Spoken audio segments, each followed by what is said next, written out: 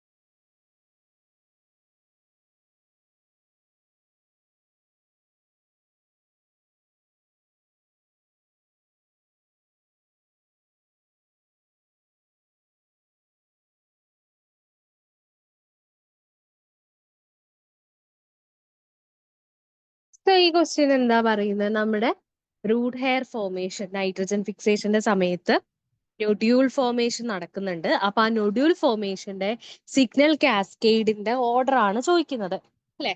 അപ്പോ നമുക്കറിയാം ഇത് എന്താണ് ഒരു ഈ സിഗ്നൽ കാസ്കേഡ് എന്ന് പറയുന്നത് ഒരു കോമൺ ആക്ടിവേറ്റർ വഴിയാണ്, അല്ലെങ്കിൽ ഒരു കെമിക്കൽ സിഗ്നൽ വഴിയാണ് ആക്റ്റീവ് ആവുന്നതെന്ന് അറിയാം. കെമിക്കൽ സിഗ്നൽ എന്തു ചെയ്യും, നമ്മുടെ പ്ലാന്റിലെ റൂട്ട് നൊഡ്യൂളിന് വേണ്ടിയിട്ടുള്ള പോർഷനിൽ പോയിട്ട് അതിന് ആ കെമിക്കൽ സിഗ്നൽ റിസീവ് ചെയ്യാനുള്ള റിസെപ്റ്റർ ഉണ്ടായിരിക്കും. ആ റിസെപ്റ്ററിൽ പോയിട്ട് ബൈൻഡ് ചെയ്യും.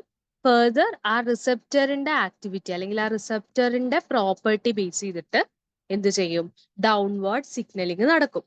അപ്പൊ ഒരുപാട് ടൈപ്പ് റിസെപ്റ്റേഴ്സ് ഉണ്ട്, അത് ആദ്യം മനസ്സിലാക്കണേ. ഒരുപാട് ടൈപ്പ് റിസെപ്റ്റേഴ്സ് ഉണ്ട്. ആ റിസെപ്റ്റേഴ്സിന് മെയിൻ ആയിട്ട് നമ്മൾ ഒരു 2 ഹൈബ്രിഡ് സിസ്റ്റം ആയിട്ടാണ് കൺസിഡർ ചെയ്യാറ്.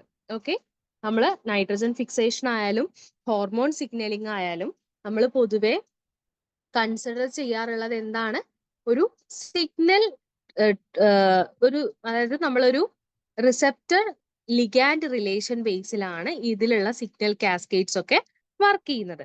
അപ്പോ നമ്മുടെ ഈ നൊഡ്യൂലേഷന്റെ കേസിൽ വരുന്നത് ഒരു കെമിക്കൽ സിഗ്നല് നമ്മുടെ ബാക്ടീരിയ അല്ലെങ്കിൽ ആദ്യം നമ്മുടെ പ്ലാന്റ് ഒരു കെമിക്കൽ സിഗ്നൽ പ്രൊഡ്യൂസ് ചെയ്യും.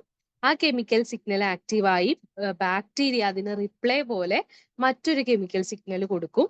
എന്നിട്ട് ഈ ബാക്ടീരിയ പ്രൊഡ്യൂസ് ചെയ്യുന്ന കെമിക്കൽ സിഗ്നലിന്റെ ഇൻഫ്ലുവൻസോടെ ആ കെമിക്കൽ സിഗ്നൽ പ്ലാന്റിന്റെ റിസെപ്റ്ററിൽ പോയിട്ട് ബൈൻഡ് ചെയ്യും. അപ്പോൾ പൊതുവെ ഞാൻ പറഞ്ഞു എങ്ങനെ റിസെപ്റ്റേഴ്സ് ഒരുപാട് അമിനോ ആസിഡ് അല്ലെങ്കിൽ അത്തരത്തിൽ ഒരു കൈനേസ് ആക്ടിവിറ്റിയോടെ അല്ലെങ്കിൽ ഫോസ്ഫോറിലേഷൻ ആക്ടിവിറ്റിയോടെ വർക്ക് ചെയ്യുന്ന റിസെപ്റ്റേഴ്സ് ആണ് ഉള്ളത്. ഫോർ എക്സാമ്പിൾ പറഞ്ഞാല് നമ്മുടെ ഹിസ്റ്റഡിൻ കൈനേസ് അല്ലെങ്കിൽ histidine aspartate type of receptors, serine threonine type of receptors, ഇങ്ങനെ ഒരുപാട് റിസെപ്റ്റേഴ്സ് ഉണ്ടെന്നുള്ളത് ഒന്ന് ഓർത്ത് വെക്കാം. അപ്പൊ ഇവിടെ നമ്മളോട് ചോദിച്ചിട്ടുള്ളത് നൊഡുലേഷൻ എന്നുള്ള പ്രോസസ്സിൽ അല്ലെങ്കിൽ റൂട്ട് ഹെയർ ഫോർമേഷന്റെ സമയത്ത് നടക്കുന്ന സ്റ്റെപ്പുകളാണ് ചോദിച്ചിട്ടുള്ളത്. ഒന്നാമത്തെ സ്റ്റേറ്റ്മെന്റ് എന്ന് പറയുന്നത് എന്താണ്, നൊഡ്യൂൾ ഫോർമേഷൻ ആണ്. സെക്കൻഡ് എന്താണ്, activation of cytokinin histidine kinase ആണ്. തേർഡ് വൺ എന്ന് പറയുന്നത് production of nod factors by Rhizobium. Fourth statement calcium spiking and fifth statement എന്ന് പറയുന്നത് എന്താണ്? Expression of genes and cell division ആണ്. അപ്പൊ ഇതില് ആദ്യം മനസ്സിലാക്കേണ്ടത് ഈ ക്വസ്റ്റ്യനിൽ ഒരു മിസ്റ്റേക്ക് ഉണ്ട് അല്ലെ? ഈ ക്വസ്റ്റ്യനിൽ എന്താ മിസ്റ്റേക്ക് വരുന്നത്? Production of nod factors by Rhizobium എന്നാ പറയുന്നത്. ആ നോഡ് ഏതാണ്? ക്യാപിറ്റൽ എൻ അല്ലേ? ക്യാപിറ്റൽ എന്നിൽ വരുന്ന നോഡ് എന്ന് പറയുന്നത് പ്ലാന്റ് പ്രൊഡ്യൂസ് ചെയ്യുന്ന നോഡ് ഫാക്ടേഴ്സ് ആണ്. അതായത് നൈട്രജൻ ഫിക്സേഷന് കാരണമായിട്ട് രണ്ട് കാറ്റഗറി ഓഫ് ജീൻസ് ആണ് ഉള്ളത്. നൊഡുലേഷൻ ജീൻസും നൊഡുലിൻ ജീൻസും, അല്ലെങ്കിൽ നൊഡുലേഷൻ ഫാക്ടേഴ്സും നൊഡുലിൻ ഫാക്ടേഴ്സും. അപ്പൊ നൊഡുലേഷൻ ജീൻസ് ആണ് റൈസോബിയം പ്രൊഡ്യൂസ് ചെയ്യുന്നത്. നമ്മൾ അതിനെങ്ങനെ റെപ്രസെന്റ് ചെയ്യുക? Small N, small O, small D. അപ്പൊ സ്മോൾ എൻ എന്നുള്ളത് ഇതിനെയാണ് റെപ്രസെന്റ് ചെയ്യുന്നത്? ബാക്ടീരിയനെയാണ്. അല്ലെങ്കിൽ സ്മോൾ എൻ എന്ന് പറയുന്നത് ചെറുതല്ലേ? സോ എന്താണ്? ചെറിയ ഓർഗാനിസത്തിന്, ഈ ഇന്ററാക്ഷനിൽ വരുന്ന ചെറിയ ഓർഗാനിസത്തിനെയാണ് ആര് ഇൻഡിക്കേറ്റ് ചെയ്യുന്നത്? നൊഡുലേഷൻ ഫാക്ടർ ഇൻഡിക്കേറ്റ് ചെയ്യുന്നത്. അതേസമയം നൊഡുലിൻ എന്ന് പറയുന്നത് പ്ലാന്റ്സിന്റെ അല്ലെങ്കിൽ പ്ലാന്റ്സ് പ്രൊഡ്യൂസ് ചെയ്യുന്ന ഫാക്ടർ ആണ് നൊഡുലിൻ ജീൻസ് എന്ന് പറയുന്നത്, അല്ലെങ്കിൽ നൊഡുലിൻ ഫാക്ടേഴ്സ് എന്ന് പറയുന്നത്. സോ ഈ സ്റ്റേറ്റ്മെന്റ് ഇത് തെറ്റാണ്. സോ ഇത് നമുക്ക് NTA വഴി നമുക്ക് ഗ്രേവിയൻസ് കൊടുക്കാം, അല്ലെങ്കിൽ അവർക്ക് ആൻസർ കീ നമുക്ക് ചാലഞ്ച് ചെയ്തിട്ട് മാറ്റാവുന്ന ഒരു ക്വസ്റ്റ്യൻ ആണ്. സോ എന്തായാലും ഫസ്റ്റ് സ്റ്റേറ്റ്മെന്റ് ആരാണ് വരുന്നത്? Production of nod factors by the Rhizobium. And second statement, അതായത് ഇപ്പൊ റൈസോബിയം എന്ത് ചെയ്തു? ഒരു ഫാക്ടർ, അല്ലെങ്കിൽ ഇവിടെ തെറ്റുകൊണ്ടാണ്, അല്ലെങ്കിൽ നമ്മൾ എന്താ മനസ്സിലാക്കേണ്ടത്? ബാക്ടീരിയയിലുള്ള ജീൻ ആക്റ്റീവായി. അപ്പൊ ആ ആക്റ്റീവ് ആയി കഴിഞ്ഞാൽ അത് എവിടെ പോയി ഇന്ററാക്ട് ചെയ്യും? നമ്മുടെ പ്ലാന്റിലുള്ള റിസപ്റ്ററിൽ പോയിട്ട് ഇന്ററാക്ട് ചെയ്യും. ആ റിസപ്റ്റർ ഇവിടെ ഏതാണ്? സൈറ്റോകൈനിൻ ഹിസ്റ്റഡിൻ കൈനേസ് ആയിട്ടുള്ള ഒരു റിസപ്റ്റർ ആണ് ഉള്ളത്. അതിൽ പോയി ഇന്ററാക്ട് ചെയ്ത് കഴിഞ്ഞാൽ അവിടെ കാൽഷ്യത്തിന്റെ സ്പൈക്ക് കൂടും. ഒട്ടുമിക്ക ഒരുപാട് പ്ലാന്റ് സിഗ്നലിംഗ് കാസ്കേഡ്സിൽ കാൽഷ്യത്തിന് സുപ്രധാന റോൾ ഉണ്ട്. കാരണം കാൽഷ്യം എപ്പോഴും ഒരു ഹയർ ലെവൽ സ്പൈക്ക് കാണിക്കാറുണ്ട്. സോ ഈ കേസിലും കാൽഷ്യം ലെവൽ എന്ത് ചെയ്യുന്നുണ്ട്? സ്പൈക്ക് അല്ലെങ്കിൽ ഹയർ ചെയ്യുന്നുണ്ട്. അത് കഴിഞ്ഞാൽ നമ്മുടെ അത് കഴിഞ്ഞാൽ നമ്മുടെ ജീനിന്റെ എക്സ്പ്രഷനും കാര്യങ്ങളൊക്കെയാണ് വരുന്നത്. ആ എക്സ്പ്രഷന്റെ ഭാഗമായിട്ടാണ് നമുക്ക് എന്ത് ചെയ്യുന്നത്? നൊഡ്യൂൾ ഫോർമേഷൻ നടക്കുന്നത്. ഓക്കെ, അപ്പൊ ഇതിൽ ആക്ച്വലി നമ്മൾ സ്റ്റേറ്റ്മെന്റ്സ് വെച്ച് നോക്കുന്ന സമയത്ത് കറക്റ്റ് ആയിട്ടുള്ള ഒരു ആൻസർ വരുന്നില്ല.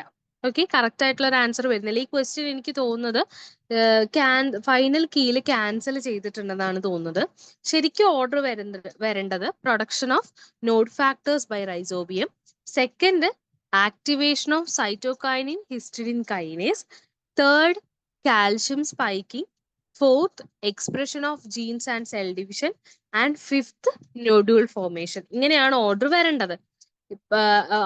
അവരുടെ ഒരു പ്രൊവിഷണൽ കീയിൽ ഓപ്ഷൻ തേർഡ് ആണ് അവർ ആൻസർ ആക്കി കൊടുത്തിട്ടുള്ളത്. ബട്ട് ലേറ്റർ അത് ഡിലീറ്റ് ചെയ്തിട്ടുണ്ടെന്നാണ് കീ നോക്കിയപ്പോൾ മനസ്സിലായത്. സോ നെക്സ്റ്റ് ഇനി ഒരു സ്റ്റേറ്റ്മെന്റ് ക്വസ്റ്റ്യൻ, അസേർഷൻ റീസൺ ആണ്. അസേർഷൻ റീസൺസ് എപ്പോഴും ശ്രദ്ധിച്ച് വായിക്കുക. സോ ഇതൊന്ന് നോക്കി നോക്കൂ. പ്ലാൻ ഹോർമോൺ റിലേറ്റഡ് ആയിട്ടുള്ള ഒരു ക്വസ്റ്റ്യൻ ആണ്.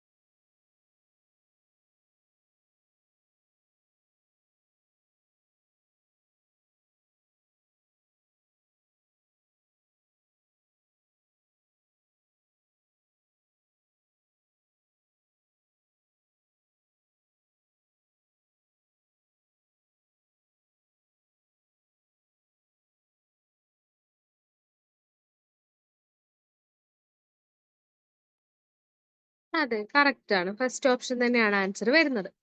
സോ ഇതിൽ അസേർഷൻ എന്താ പറയുന്നത്? Plant pathogens are known to trigger hormone signalling in plants to show defence response.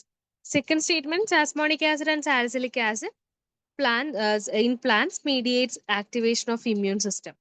So actually നമ്മൾ ഈ ഒരു കേസ് പറയുമ്പോൾ മനസ്സിലാക്കേണ്ടത് പ്ലാന്റ് പാത്തജൻസ് അല്ലെങ്കിൽ പ്ലാന്റിന്റെ കേസിൽ ഹോർമോൺസ് അല്ലെങ്കിൽ പ്ലാന്റ് ഗ്രോത്ത് റെഗുലേറ്റേഴ്സ് എന്ന് പറയുന്നത് പ്ലാന്റിന്റെ എല്ലാ ആക്ടിവിറ്റീസ് റെഗുലേറ്റ് ചെയ്യാൻ, അതായത് അവരുടെ ഗ്രോത്ത് ഡെവലപ്മെന്റ് കാര്യങ്ങളൊക്കെ ആക്ടിവേറ്റ് ചെയ്യാനും അതുപോലെ തന്നെ ഡിഫൻസ് റെസ്പോൺസിനും കൂടെ വേണ്ടിയിട്ട് ഹോർമോൺസ് പ്രസന്റ് ആണ്. അപ്പൊ ഡിഫൻസ് റെസ്പോൺസിന്റെ കേസ് പറയുന്ന സമയത്ത് പ്ലാന്റ്സിൽ അബയോട്ടിക് സ്ട്രെസ് റെസ്പോൺസുകളും ഉണ്ട്, ബയോട്ടിക് സ്ട്രെസ് റെസ്പോൺസുകളും ഉണ്ട്. അബയോട്ടിക് എന്ന് പറയുമ്പോൾ എന്തായിരിക്കും? അബയോട്ടിക് ഫാക്ടേഴ്സ് ഇൻഡ്യൂസ് ചെയ്യുന്ന സ്ട്രെസ് റെസ്പോൺസിനെയാണ് നമ്മൾ എന്ത് പറയാ?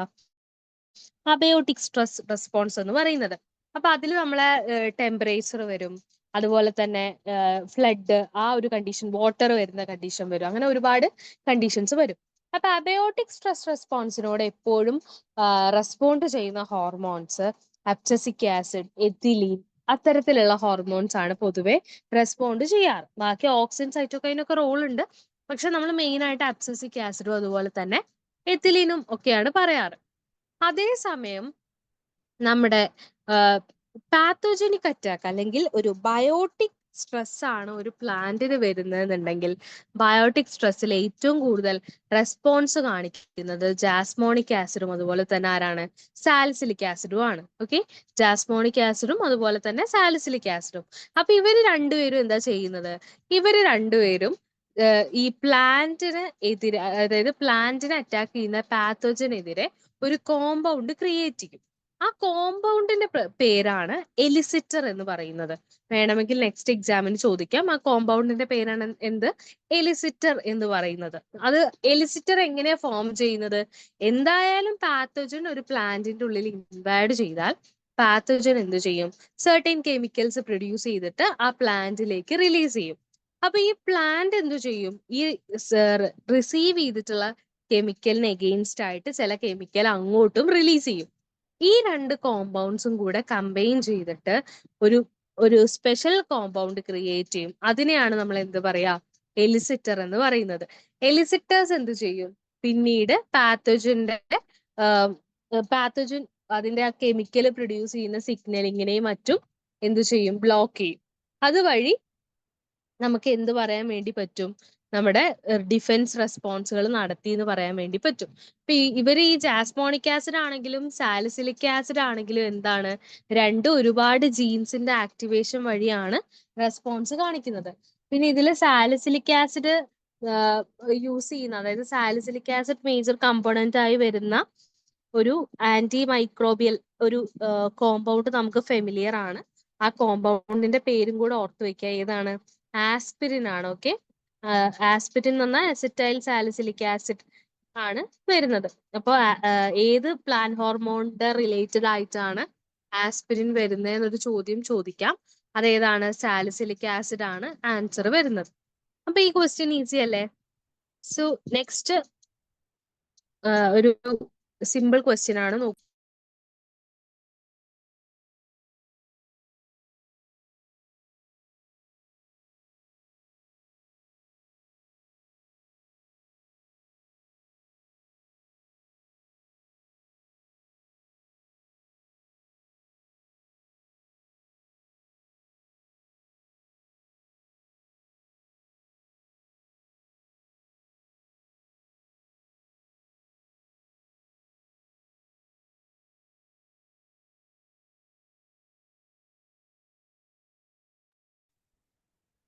അതെ, നമ്മുടെ മൈക്രോ ന്യൂട്രിയൻസിന്റെ കേസ് ആണ് ചോദിച്ചിട്ടുള്ളത്.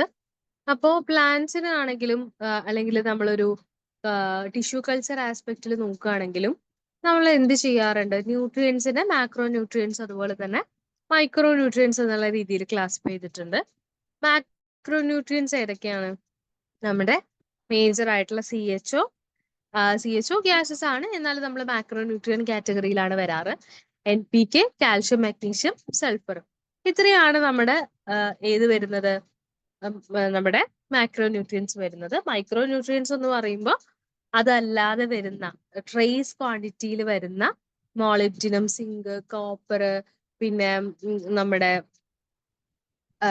മൈന്യൂട്ട് ക്വാണ്ടിറ്റിയിൽ വരുന്ന അയൺ ഒരു macro as well as micro nutrient ആണ്. അത്തരത്തിലുള്ള ഒരുപാട് കോമ്പൗണ്ട്സ്, ക്രോമിയം, അങ്ങനെ ചെറിയ ചെറിയ, അതായത് അവരൊക്കെ വളരെ ട്രേസ് എമൗണ്ടിൽ പ്ലാന്റ്സിന്റെ ഗ്രോത്തിന് മതി. സോ ഇതൊന്ന് ഓർത്ത് വെക്കണേ. 2-3 ക്വസ്റ്റ്യൻ ഇത് റിലേറ്റ് ചെയ്തിട്ട് കണ്ടിട്ടുണ്ട്. മൈക്രോ ന്യൂട്രിയൻസ് ഏതൊക്കെയാണ്, മാക്രോ ന്യൂട്രിയൻസ് ഏതൊക്കെയാണ്, അത് ജസ്റ്റ് ഒന്ന് പഠിച്ചു വെച്ചാൽ മതി. അല്ലെങ്കിൽ മാക്രോ ന്യൂട്രിയൻസ് പഠിച്ചു വെക്കുക, അതാകുമ്പോൾ അത് കുറച്ചേ വരുന്നുള്ളൂ. എന്നിട്ട് മൈക്രോ ന്യൂട്രിയൻസ് അല്ലാത്തത് നമുക്ക് ഓപ്റ്റ് ചെയ്യാൻ വേണ്ടി പറ്റും. നെക്സ്റ്റ് ഒരു ക്വസ്റ്റ്യൻ ആണ്, ഈസി ആണ്, അറ്റൻഡ് ചെയ്ത് നോക്കൂ.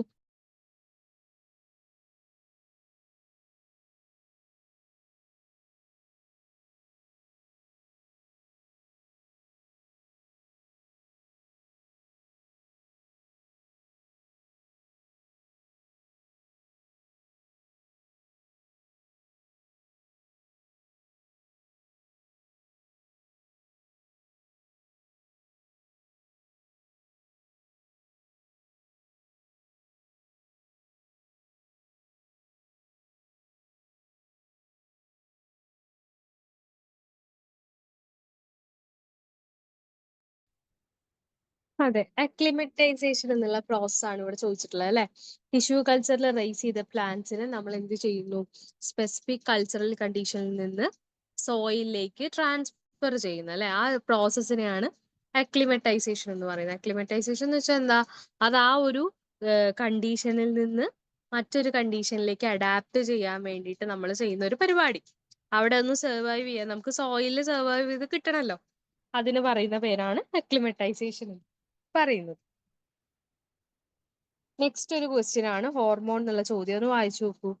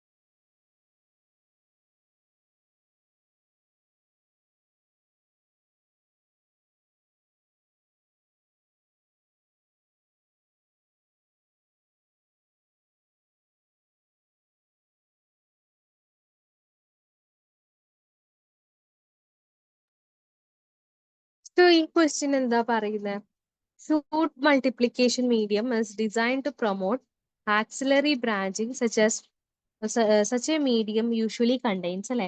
അപ്പൊ ആക്സിലറി ബ്രാഞ്ചിങ് കാണിക്കുന്ന മീഡിയത്തിൽ എന്ത് കണ്ടന്റ്സ് ആണ് പൊതുവെ ഉണ്ടാവുക എന്നുള്ളതാണ് ചോദിച്ചിട്ടുള്ളത്. സോ നമുക്കറിയാം, പ്ലാന്റ് ഹോർമോൺസ് പറയുന്ന സമയത്ത് ഓക്സിൻസ്, സൈറ്റോകൈൻസ്, ഗിബറലിൻസ്, പിന്നെ എത്തിലീൻസ്, എബ്സസിക് ആസിഡ്, അങ്ങനെ ഒരുപാട് ഹോർമോൺസ് വരുന്നുണ്ട്. സോ അതിൽ ഓക്സിൻസിനും സൈറ്റോകൈൻസിനും ഒരു ആന്റഗോണിസ്റ്റിക് റോളാണ് പല സ്ഥലത്തും പറയുന്നത്. അപ്പൊ ഓക്സിന്റെയും സൈറ്റോകൈനിന്റെയും ആന്റഗോണിസ്റ്റിക് റോൾസ് പറയുന്ന സമയത്ത് ഓക്സിൻസ് എപ്പോഴും എപ്പിക്കൽ ഡോമിനൻസ് കാണിക്കുന്ന ഒരു ഗ്രൂപ്പ് ഓഫ് ഹോർമോൺസ് ആണ് അല്ലെ. ഓക്സിൻസ് എന്താ ചെയ്യുക, എപ്പിക്കൽ ഡോമിനൻസ് കാണിക്കുന്നു. എന്താണ് എപ്പിക്കൽ ഡോമിനൻസ് എന്ന് നോക്കിയാൽ, നമ്മുടെ ഓക്സിൻസിന് എന്തിനുള്ള പ്രോപ്പർട്ടി ഉണ്ട്, അതിന്റെ ഷൂട്ട് ടിപ്പ് അല്ലെങ്കിൽ റൂട്ട് ടിപ്പ് ഡെവലപ്പ് ചെയ്യാൻ വേണ്ടിയിട്ട് ബ്രാഞ്ചസ് ഒഴിവാക്കി ആ ടിപ്പ് മാത്രം ഇലോങ്ങേറ്റ് ചെയ്യാനുള്ള ഒരു കഴിവ്, അല്ലെങ്കിൽ ആ ഒരു പ്രോപ്പർട്ടി ആർക്കുണ്ട്, നമ്മുടെ ഓക്സിൻസിന് ഉണ്ട്. അതേസമയം സൈറ്റോകൈൻസ് എന്താ ചെയ്യുക, സൈറ്റോകൈൻസ് ലാറ്ററൽ ബ്രാഞ്ചിങ്ങിനെയാണ് പ്രൊമോട്ട് ചെയ്യുക. എപ്പോഴും സൈറ്റോകൈൻസും ഓക്സിന്റെ ആക്ഷൻ വരുമ്പോൾ ശ്രദ്ധിക്കുക, ഇങ്ങനെ ഒരു ആന്റഗോണിസ്റ്റിക് റിലേഷൻ വരുന്നുണ്ട്. അതുപോലെ തന്നെ ടിഷ്യൂ കൾച്ചർ നമ്മൾ പറയുന്ന സമയത്ത് റൂട്ട് ഇനീഷ്യേഷൻ പറയും. അപ്പൊ റൂട്ട് ഇനീഷ്യേഷൻ ചെയ്യണമെങ്കിൽ നമ്മൾ ടിഷ്യൂ കൾച്ചർ നടന്ന അല്ലെങ്കിൽ ടിഷ്യൂ കൾച്ചറിന്റെ കണ്ടിന്യൂഷൻ ആയിട്ട് നമുക്ക് റൂട്ടും ഷൂട്ടും പ്രൊഡ്യൂസ് ചെയ്യണം. അപ്പൊ റൂട്ട് പ്രൊഡ്യൂസ് ചെയ്യണമെങ്കിൽ അവിടെ എപ്പോഴും ഹയർ കോൺസെൻട്രേഷൻ ഓഫ് ഓക്സിൻ ആണ് വേണ്ടതെന്നും ലോവർ കോൺസെൻട്രേഷൻ ഓഫ് സൈറ്റോകൈൻ ആണ് വേണ്ടത് എന്നുള്ളത് ഓർത്ത് വെക്കണം. അത് വെറും റൂട്ട് ഇനീഷ്യേഷന് വേണ്ടി മാത്രമാണ്. പിന്നീട് റൂട്ടിന്റെ മെച്ചുറേഷൻ, ഡിവിഷൻ ഒക്കെ സൈറ്റോകൈൻ തന്നെയാണ് ഇമ്പോർട്ടന്റ്. ഇവിടെ നമ്മൾ എന്താ നോക്കേണ്ടത്, ആക്സിലറി ബ്രാഞ്ചിങ് അല്ലെങ്കിൽ നമ്മുടെ ലാറ്ററൽ ബ്രാഞ്ചിങ്ങിനെ സപ്പോർട്ട് ചെയ്യുന്നത് ആരാണ്? സൈറ്റോകൈൻ ആണ്. സോ ദ ആൻസർ വരുന്നത് high cytokinin to auxin ratio ആണ്. ഓക്സിൻസ് എപ്പോഴും എന്താ ചെയ്യുന്നത്? എപ്പിക്കൽ ഡോമിനൻസിനാണ് പ്രൊമോഷൻ കൊടുക്കുന്നത്. ഇനി ഈ എപ്പിക്കൽ ഡോമിനൻസ് ഓക്സിൻ നടത്തുന്ന സമയത്ത് സൈറ്റോകൈനിലുള്ള CKX എന്ന് പറയുന്ന ഒരു ജീന് എന്ത് ചെയ്യുന്നുണ്ട്? ഇനാക്റ്റീവ് ആവുന്നുണ്ട്. ഓക്കെ, അതാണ് ഇതിനുള്ള കാരണം. ഓക്കെ, ഒന്ന് ഓർത്ത് വെക്കണേ. എപ്പിക്കൽ ബഡ് ഫോർമേഷൻ അല്ലെങ്കിൽ എപ്പിക്കൽ ഡോമിനൻസ് ഓക്സിൻ കാണിക്കുന്ന സമയത്ത് സൈറ്റോകൈനിന്റെ ഒരു ജീൻ, ഏതാണ് ആ ജീൻ? CKX എന്ന് പറയുന്ന ഒരു ജീന് ഇനാക്റ്റീവ് ആക്കുന്നുണ്ട്. ഓക്സിൻ എന്ത് ചെയ്യും? CKXനെ ഇനാക്റ്റീവ് ആക്കും. അങ്ങനെ ഇനാക്റ്റീവ് ആകുന്ന അതുകൊണ്ടാണ് എന്ത് ചെയ്യുന്നത്? എപ്പിക്കൽ ഡോമിനൻസ് എപ്പോഴും ഓക്സിൻ പ്രൊമോട്ട് ചെയ്യുന്നതും ലാറ്ററൽ ബ്രാഞ്ചിങ് എപ്പോഴും സൈറ്റോകൈനിൻ പ്രൊമോട്ട് ചെയ്യുന്നത്. പിന്നെ നമ്മുടെ ഹൈ കോർ ഓഫ് GAA3 എന്ന് പറയുന്നത് ഏതാണ്? നമ്മുടെ ഗിബർലിൻ ആണ് അല്ലെ. ഇപ്പൊ ഗിബർലിന്റെ പ്രത്യേകത എന്താ? ഗിബർലിൻസ് എന്ന് പറയുന്നത് നമ്മുടെ ഇന്റർനോഡൽ ഇലോങ്ങേഷന് കാരണമാവുന്ന ഹോർമോണാണ് ആര്? ഗിബർലിൻസ് എന്ന് പറയുന്നത്. ഗിബർലിൻസിന്റെ മറ്റൊരു പ്രത്യേകത, ഗിബർലിൻസ് ആദ്യമായിട്ട് ഐഡന്റിഫൈ ചെയ്ത ഗിബർലിൻ ആണ് ഏത്? GA3 എന്ന് പറയുന്നത്. ഒരുപാട് ഗിബർലിൻസ് ഉണ്ട്. 1, 2, 3, 4, 5 എന്നൊക്കെ പറഞ്ഞിട്ട് ഏകദേശം ഒരുപാട് 200ഓളം ഗിബർലിൻസ് ഇന്ന് ഇപ്പൊ നമുക്ക് പേപ്പേഴ്സ് നോക്കിയാൽ കാണാൻ വേണ്ടി പറ്റും. ഒരുപാട് ഗിബർലിൻസ് കണ്ടുപിടിച്ചിട്ടുണ്ട്. പക്ഷെ അതില് ബയോളജിക്കലി ആക്റ്റീവ് ആയിട്ടുള്ളത് 1, 3, 5, 7 ഇത്രയും ഗിബർലിൻസ് ആണ് ബയോളജിക്കലി ആക്റ്റീവ് ആയിട്ടുള്ളത് കേട്ടോ. 1, 3, 5, 7 ഇത്രയും ഗിബർലിൻസ് ആണ് വരുന്നത്. പിന്നെ ഹൈ കോൺസെൻട്രേഷൻ ഓഫ് ഇൻഡോളാസ്റ്റിക് ആസിഡ് എന്ന് പറയുന്ന ഇൻഡോളാസ്റ്റിക് ആസിഡ് ഏതാണ്? ഓക്സിൻ ആണ്. ഓക്കെ, അപ്പൊ ഇതിൽ ഓർത്ത് വെക്കേണ്ടത് ലാറ്ററൽ ബ്രാഞ്ചിങ്ങിനെ പ്രൊമോട്ട് ചെയ്യുന്നത് ആരാണ്? സൈറ്റോകൈൻ ആണ്. സൈറ്റോകൈൻ ടു ഓക്സിൻ റേഷ്യോ കൂടുതലായിരിക്കണം.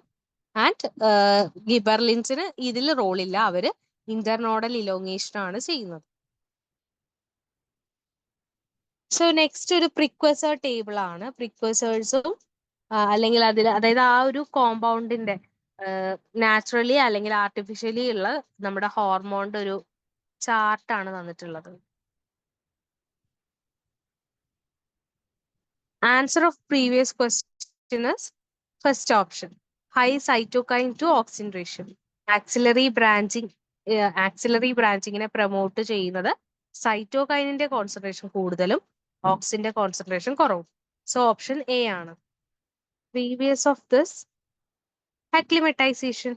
അക്ലിമറ്റൈസേഷൻ ആണ് ഇതിന് ആൻസർ വരുന്നത്. നമ്മൾ ടിഷ്യൂ കൾച്ചറിൽ അല്ലെങ്കിൽ നമ്മൾ ഒരു അത്തരത്തിലുള്ള സിറ്റുവേഷനിൽ വളർത്തുന്ന പ്ലാന്റിനെ സോയിലിലേക്ക് മാറ്റുന്ന പ്രോസസ് അല്ലെങ്കിൽ അവിടെ അഡാപ്റ്റ് ചെയ്യിക്കുന്ന പ്രോസസ് ആണ് അക്ലിമറ്റൈസേഷൻ. ഓക്കെ, നെക്സ്റ്റ് ഒരു ടേബിൾ ആണ്. ഒന്ന് വായിച്ചു നോക്കൂ, വളരെ ഈസിയാണ്.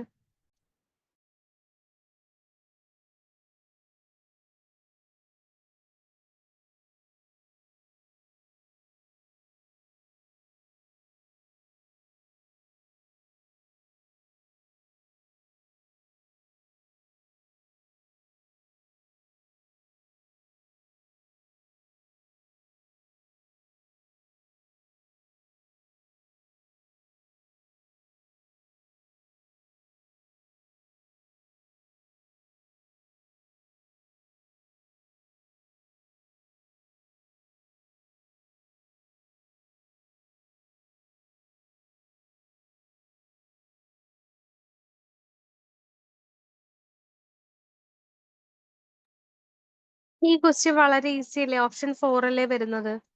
നമ്മൾ അതിന് നമ്മളെ പ്ലാന്റ് ഗ്രോത്ത് റെഗുലേറ്റേഴ്സിനുള്ള എക്സാമ്പിൾസ് ആണ്. ഓക്സിൻ ആകുമ്പോൾ indole acetic acid, indole butyric acid അല്ലെങ്കിൽ നാഫ്തലീൻ അസറ്റിക് ആസിഡ് ഒക്കെ നമ്മൾ ഓക്സിൻ തന്നെയാണ്. നമ്മളെ കളനാശിനിയായിട്ട് അല്ലെങ്കിൽ നമ്മൾ വീഡിസൈഡ് ആയിട്ട് യൂസ് ചെയ്യുന്ന 2,4-D ഒക്കെ എന്താണ്? ഓക്സിൻസ് ആണ് അല്ലെ. പിന്നെ സൈറ്റോകൈൻസിന്റെ പ്രിക്വസർ ആരാണ്? അഡിനിൻ ആണ്. അപ്പൊ അഡിനിൻ റിലേറ്റഡ് ആയിട്ടുള്ള, അഡിനിൻ എന്ന് പറയുന്നത് എന്താണ്? ഒരു പ്യൂരിൻ ആണ് അല്ലെ. പ്യൂരെയിൻസും പിരമിഡിൻസും ആണ് നമ്മൾ DNA ബേസസ് പറയാ. സോ അഡിനിൻ എന്ന് പറയുന്നത് എന്താണ്? പ്യൂരെയിൻ ആണ്. ഇപ്പൊ പ്യൂരെയിൻ ആയതുകൊണ്ട് തന്നെ സൈറ്റോകൈന് ഏതാണ് എക്സാമ്പിള്? ഫെർഫിറൈൽ അമിനോ പ്യൂരിൻ വരുന്നുണ്ട്. പിന്നെ സിയാറ്റിൻ എന്ന് പറയുന്നത് ഏതാണ്? സൈറ്റോകൈൻ ആണ്. കൈനറ്റിൻ എന്ന് പറയുന്ന ഏതാണ്? സൈറ്റോകൈൻ ആണ്. സോ ഇതിന്റെയൊക്കെ പേരുകൾ ജസ്റ്റ് ഒന്ന് ഓർത്ത് വെക്കുക. പിന്നെ ഗിബർലിൻസ് ഞാൻ നേരത്തെ പറഞ്ഞ പോലെ 1, 2, 3, GA1, GA3, GA5, GA7, GA12 അങ്ങനെ ഒരുപാട് ഗിബർലിൻസ് ആണ് വേറെ വരുന്നത്. പിന്നെ എത്തിലിന് എക്സാമ്പിൾ എത്തിഫോണ്, നമ്മള് പഴങ്ങള് പഴുപ്പിക്കാൻ വേണ്ടി യൂസ് ചെയ്യുന്ന എത്തിഫോണും കാര്യങ്ങളൊക്കെ.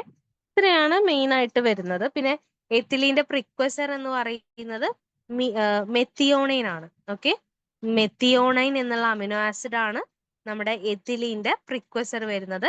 ഗിബർലിൻ്റെത് IPP എന്നുള്ള ഒരു കോമ്പൗണ്ട് ആണ്. സൈറ്റോകൈൻ അഡിനിൻ ആണ്. ഓക്സിൻ ആരാണ്? ട്രിപ്റ്റോഫാൻ ആണ്. ഓക്കെ, ഇങ്ങനെയാണ് പ്രിക്വസേഴ്സും വരുന്നത്. നെക്സ്റ്റ് ഒരു അസേർഷൻ റീസൺ ക്വസ്റ്റ്യൻ ആണ്. ഒന്ന്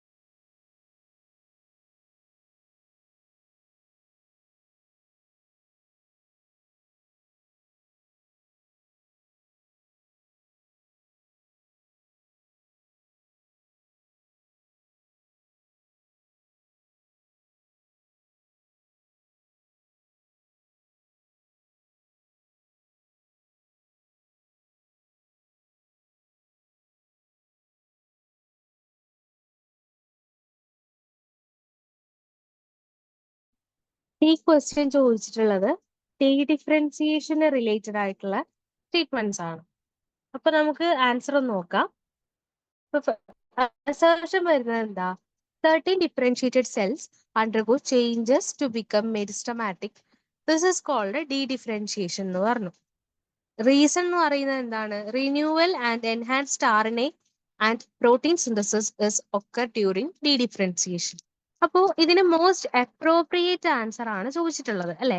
മോസ്റ്റ് അപ്രോപ്രിയേറ്റ് ആൻസർ വരുന്നത് രണ്ട് സ്റ്റേറ്റ്മെന്റും കറക്റ്റ് ആണ്. അതുപോലെ തന്നെ റീസൺ അസേർഷന് കറക്റ്റ് എക്സ്പ്ലനേഷൻ ആണ്.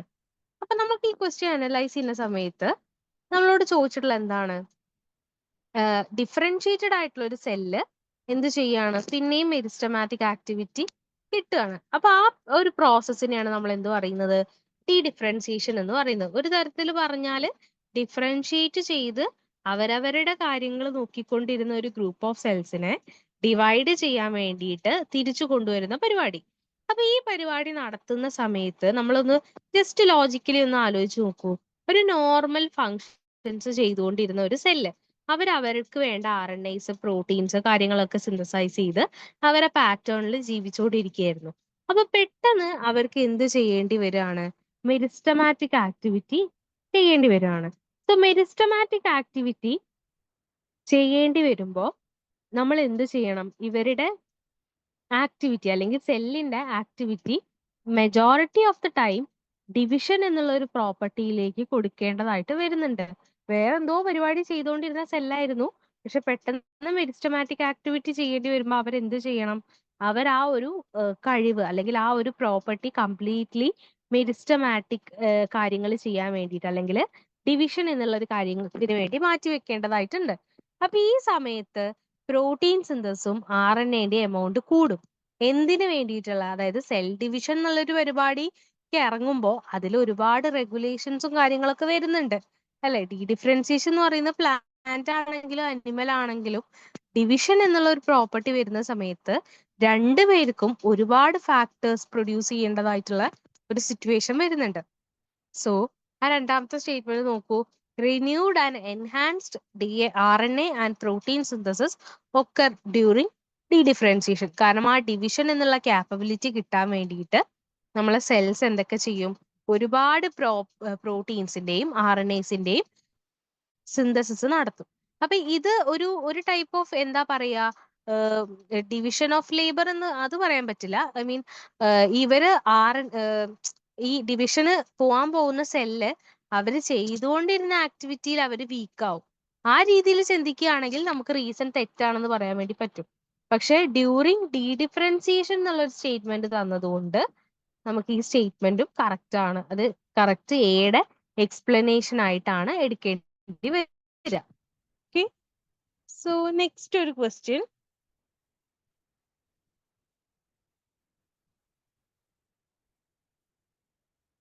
ജാസ്മോണിക്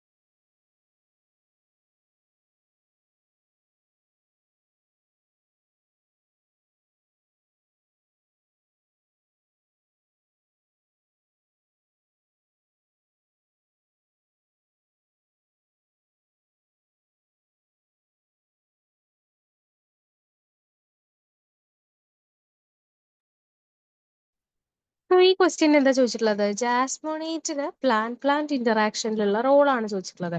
അപ്പൊ നമ്മൾ തൊട്ട് മുന്നേ പറഞ്ഞു ജാസ്മോണിക് ആസിഡിനും സാലിസിലിക് ആസിഡിനും എന്തിന് റോൾ ഉണ്ട്? ബയോട്ടിക് സ്ട്രെസ് അല്ലെങ്കിൽ പ്ലാന്റ് ആനിമൽ ഇന്ററാക്ഷനിൽ റോൾ ഉണ്ടെന്ന് പറഞ്ഞു അല്ലെ? അപ്പോ ഇനി ജാസ്മോണിക് ആസിഡിന്റെയും നമ്മുടെ ജാസ്മോണിക് ആസിഡിന്റെ പ്ലാന്റ് ഇന്ററാക്ഷനിലുള്ള റോൾ നോക്കുന്ന സമയത്ത് ഇവർ തന്നിട്ടുള്ള ഫസ്റ്റ് സ്റ്റേറ്റ്മെന്റ് എന്താ? It enhances competition for resources അല്ലെ? Second statement they suppress plant competition for resources. Third they have no effect on plant competition. And last statement എന്ന് പറയുന്നത് എന്താണ്? They enhance the plant cooperation for resources അല്ലെ? അപ്പൊ നമുക്ക് 4 statement analyse ചെയ്യുന്ന സമയത്ത് jasmonic ആസിഡ്സിന് role ഉണ്ടോ ഇത് ആദ്യം മനസ്സിലാക്കണം. എന്താ ജാസ്മോണിക് ആസിഡിന്റെ കീ ആസ്പെക്ട് എന്ന് പറയുന്നത് എന്താണ്? ഡിഫൻസ് സിഗ്നലിംഗ്, അതുപോലെ തന്നെ ചില വോളറ്റൈൽ കോമ്പൗണ്ട്സിന്റെ പ്രൊഡക്ഷൻസ്, കമ്മ്യൂണിക്കേഷൻസ്, പിന്നെ അലീലോപ്പതി, അങ്ങനെ ഒരുപാട് കാര്യങ്ങളാണ് വരുന്നത്. പക്ഷെ അതോടൊപ്പം നമ്മുടെ ജാസ്മോണിക് ആസിഡ് പ്ലാന്റ് കോമ്പറ്റീഷനിലും റോൾ ഉണ്ട്. അതായത് ജാസ്മോണിക് ആസിഡ് എന്ത് ചെയ്യും? പ്ലാന്റിന്റെ കോമ്പറ്റീഷന് ഒരു കാരണമാവുന്നുണ്ട്, അല്ലെങ്കിൽ അതിനെ എൻഹാൻസ് ചെയ്യുന്നുണ്ട്. എങ്ങനെയാണ് അവർ എൻഹാൻസ് ചെയ്യുന്നതെന്ന് ചോദിച്ചാല് jasmonic acids light, water, nutrients തുടങ്ങിയ അബയോട്ടിക് ഫാക്ടേഴ്സുമായിട്ട് ഇന്ററാക്ട് ചെയ്തിട്ട് അല്ലെങ്കിൽ ആ ഫാക്ടേഴ്സിന്റെ അപ്ടേക്ക് ഫോർ എക്സാമ്പിൾ പറഞ്ഞാൽ ഇപ്പൊ മണ്ണിൽ നിന്ന് എത്ര വെള്ളം എടുക്കണം എന്നുള്ള പ്ലാന്റിന്റെ ആ ഒരു പ്രോപ്പർട്ടീനെ ആർക്കും റെഗുലേറ്റ് ചെയ്യാൻ വേണ്ടി പറ്റും. ജാസ്മോണിക് ആസിഡിനും റെഗുലേറ്റ് ചെയ്യാൻ വേണ്ടി പറ്റും. അതുവഴി അബയോട്ടിക് ഫാക്ടേഴ്സിന്റെ അപ്ടേക്കും മറ്റു കാര്യങ്ങളൊക്കെ ജാസ്മോണിക് ആസിഡ് അല്ലെങ്കിൽ ജാസ്മോണേറ്റ് എന്ത് ചെയ്യുന്നുണ്ട്, ഇൻക്രീസ് ചെയ്യുകയാണ് ചെയ്യുന്നത്. ഓക്കെ, അവരെന്ത് ചെയ്യുന്നത്, ഇൻക്രീസ് ചെയ്യുകയാണ് ചെയ്യുന്നത്. പിന്നെ ഇവരിവിടെ പറഞ്ഞ മറ്റൊരു സ്റ്റേറ്റ്മെന്റ് കോപ്പറേഷൻ ഓഫ് റിസോഴ്സസ് എന്നുള്ളതാണ്. അപ്പൊ ഇവരൊരു കമ്പൈൻഡ് ആക്ഷൻ എന്ന് നമുക്ക് പറയാൻ വേണ്ടി പറ്റില്ല. സത്യം പറഞ്ഞാൽ ഈ ഹോർമോൺസിന്റെ കേസ് പറയുന്ന സമയത്ത് ഒരു ഹോർമോണും ഇൻഡിപെൻഡന്റ് ആയിട്ട് വർക്ക് ചെയ്യുന്നില്ല. എല്ലാ ഹോർമോൺസും പല പല ഫാക്ടേഴ്സുമായിട്ട് ഇന്റർ കണക്ട് ചെയ്തിട്ട് അല്ലെങ്കിൽ അത്തരത്തിലാണ് അവരെന്ത് ചെയ്യുന്നത്, ഇന്ററാക്ട് ചെയ്യുന്നത്. അതായത് ഇപ്പൊ ഓക്സിനോ സൈറ്റോകൈനോ ഗിബർലിനോ അല്ലെങ്കിൽ ഈ പറഞ്ഞ ജാസ്മോണിക് ആസിഡോ ഇൻഡിവിജ്വൽ ആയിട്ട് വർക്ക് ചെയ്യുന്നില്ല.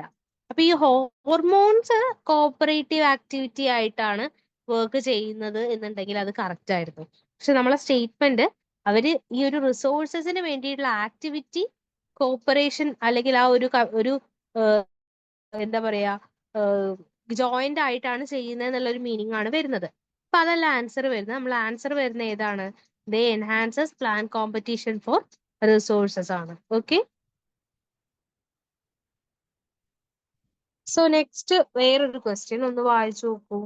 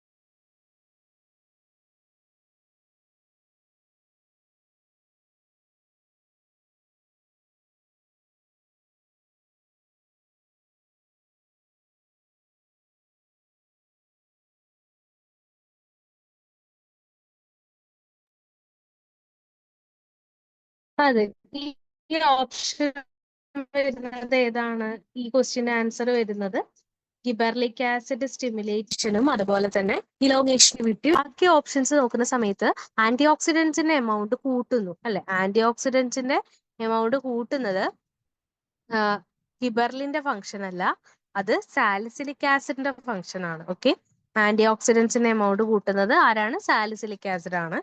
പിന്നെ മറ്റ് പ്ലാൻ ഗ്രോത്ത് റെഗുലേറ്റേഴ്സിന്റെ കോൺസെൻട്രേഷൻ കുറയ്ക്കുക എന്ന് പറയുന്ന ആക്ടിവിറ്റി തെറ്റാണ്.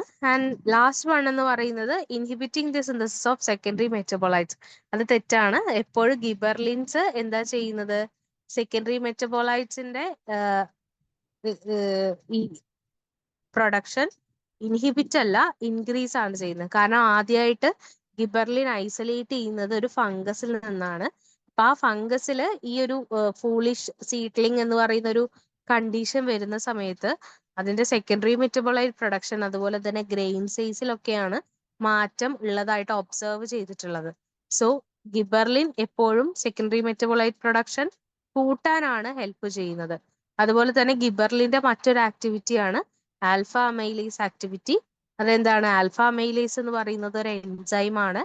ആൽഫ അമൈലേസ് എന്ത് ചെയ്യും, നമ്മുടെ സീഡ് ജെർമിനേഷന് പോവാൻ പോകുന്ന ഒരു സീഡ് എന്ത് ചെയ്യും, ആ സീഡിലാണ് ആൽഫ അമൈലേസ് ആക്റ്റീവ് ആവുക.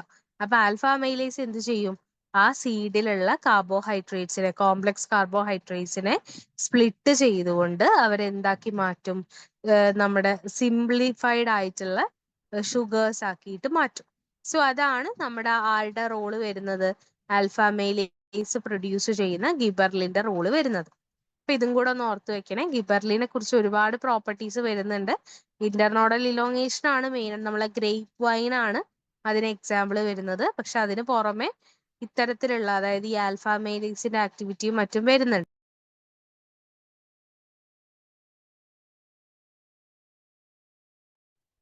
നെക്സ്റ്റ് ഒരു ക്വസ്റ്റ്യൻ ആണ്, ഒന്ന് വായിച്ചു നോക്കൂ.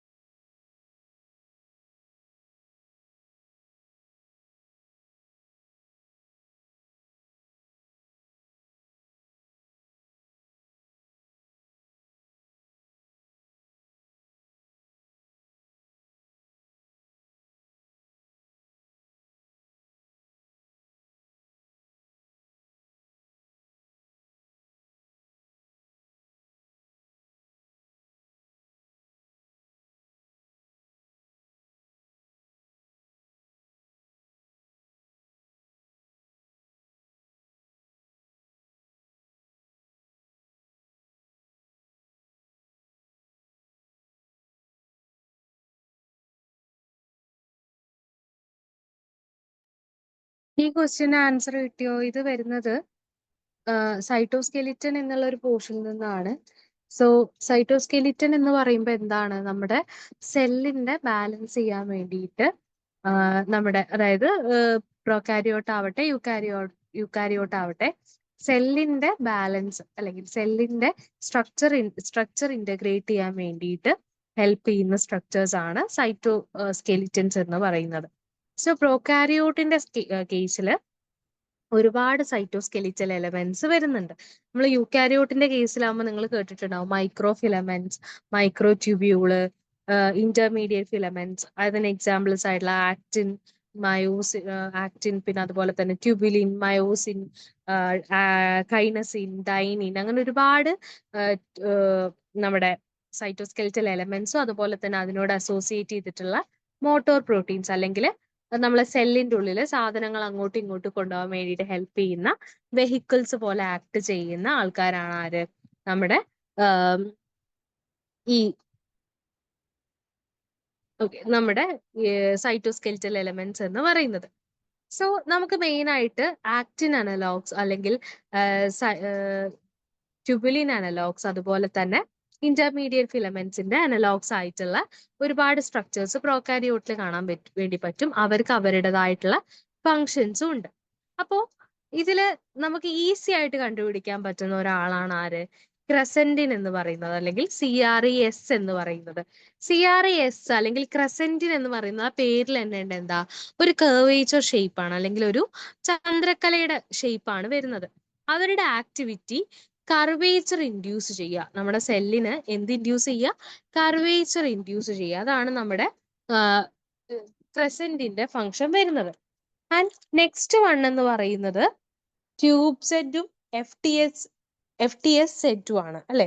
Tube set and FTS set എന്ന് പറയുന്നത് ട്യൂബുലിൻ അനലോഗ്സ് ആണ്. ഓക്കെ, നമ്മുടെ ട്യൂബ് സെറ്റും അതുപോലെ തന്നെ FTS സെറ്റും അതുപോലെ തന്നെ BTUB-A എന്നുള്ള ഒരു ട്യൂബുലിൻ അനലോഗ് ഉണ്ട്. BTUB-B എന്ന് പറഞ്ഞിട്ടുള്ള ഒരു ട്യൂബുലിൻ അനലോഗ് ഉണ്ട്. ഓക്കെ, അപ്പൊ ഇത്തരത്തിലുള്ള രണ്ട് അനലോഗ്സ് ആണ് ഏതിൽ വരുന്നത്? ട്യൂബുലിൻ അനലോഗ് ആയിട്ട് വരുന്നത്. ഓക്കെ, ഏതൊക്കെയാണ്? BTUB-A, BTUB-B, നമ്മുടെ ഇവിടെ കൊടുത്തിട്ടുള്ള ട്യൂബ് സെറ്റ് അതുപോലെ തന്നെ FTS സെറ്റും ആണ് വരുന്നത്. സോ ഇവര് എന്താ ചെയ്യുന്നത്? ട്യൂബുലിൻസിന്റെ മേജർ ഫങ്ഷൻ എന്ന് പറയുന്നത് സെൽ ഡിവിഷന്റെ സമയത്ത് സെല്ലിന്റെ പ്രോപ്പർ ഡിവിഷൻ അല്ലെങ്കിൽ പ്രോപ്പർ സെഗ്രിഗേഷനെ എൻഷുവർ ചെയ്യുക എന്നുള്ളതാണ് ആരുടെ ഫംഗ്ഷൻ? ട്യൂബുലിൻസിന്റെ ഫംഗ്ഷൻ. സോ ട്യൂബുലിൻ കമ്പോണന്റ് ആയിട്ടുള്ള അല്ലെങ്കിൽ ട്യൂബുലിൻ അനലോഗ് ആയിട്ടുള്ള നമ്മുടെ ഈ FTS സെറ്റും അതുപോലെ തന്നെ ട്യൂബ് സെറ്റും ഒക്കെ എന്താ ചെയ്യുന്നത്? ഈ സെൽ ഡിവിഷൻ എൻഷുർമെന്റ് ആണ് അവരുടെ പ്രൈമറി ഫംഗ്ഷൻ എന്ന് പറയുന്നത്. അപ്പോ ഇതില് നമ്മൾ ഓപ്ഷൻ 4 ആണ് ആൻസർ വരുന്നത്. അപ്പൊ FTS സെറ്റിന്റെ ഫംഗ്ഷൻ വരുന്നത് സെൽ ഡിവിഷൻ, അതുപോലെ തന്നെ ട്യൂബ് സെറ്റിന്റെ ഫംഗ്ഷൻ വരുന്നത് ഏതാണ്? Plasmid segregation. രണ്ടും ആലോചിച്ച് നോക്കൂ. രണ്ട് കോംപ്ലക്സ് ആയിട്ടുള്ള അല്ലെങ്കിൽ ഒരു ഇന്ററാക്ട് ചെയ്യുന്ന രണ്ട് മോളിക്യൂൾസിനെ സെപ്പറേറ്റ് ചെയ്യാനാണ് ആര് യൂസ് ചെയ്യുന്നത്? നമ്മള് ഈ ട്യൂബുലിൻ കമ്പോണൻസിനെ യൂസ് ചെയ്യുന്നത്. നെക്സ്റ്റ് വൺ ആണ് ഏത്? MAMK എന്ന് പറയുന്നത്. MAMK എന്ന് പറയുന്നത് ആക്ച്വലി ആക്റ്റിൻ അനലോഗ്സ് ആണ്. ഓക്കെ, ആക്റ്റിൻ അനലോഗ്സ് എന്ന് പറഞ്ഞാൽ എന്താണ്? നമ്മുടെ ബോഡിയിൽ മൈക്രോ ഫിലമെന്റ് ആയിട്ട് ആക്ട് ചെയ്യുന്ന ആൾക്കാരാണ് ആക്ടിൻസ് എന്ന് പറയുന്നത്. സോ ഈ ആക്റ്റിന്റെ അനലോഗാണ് നമ്മൾ എന്ത് പറയുന്നത്? ഈ MAMK എന്ന് പറയുന്നത്. അതിന്റെ ഒപ്പം തന്നെ പറയുന്ന മറ്റൊരു ആക്റ്റിൻ അനലോഗാണ് PAR-M എന്ന് പറയുന്നത്. ഓക്കെ, മറ്റൊരു ആക്റ്റിൻ അനലോഗാണ് PAR-M എന്ന് പറയുന്നത്.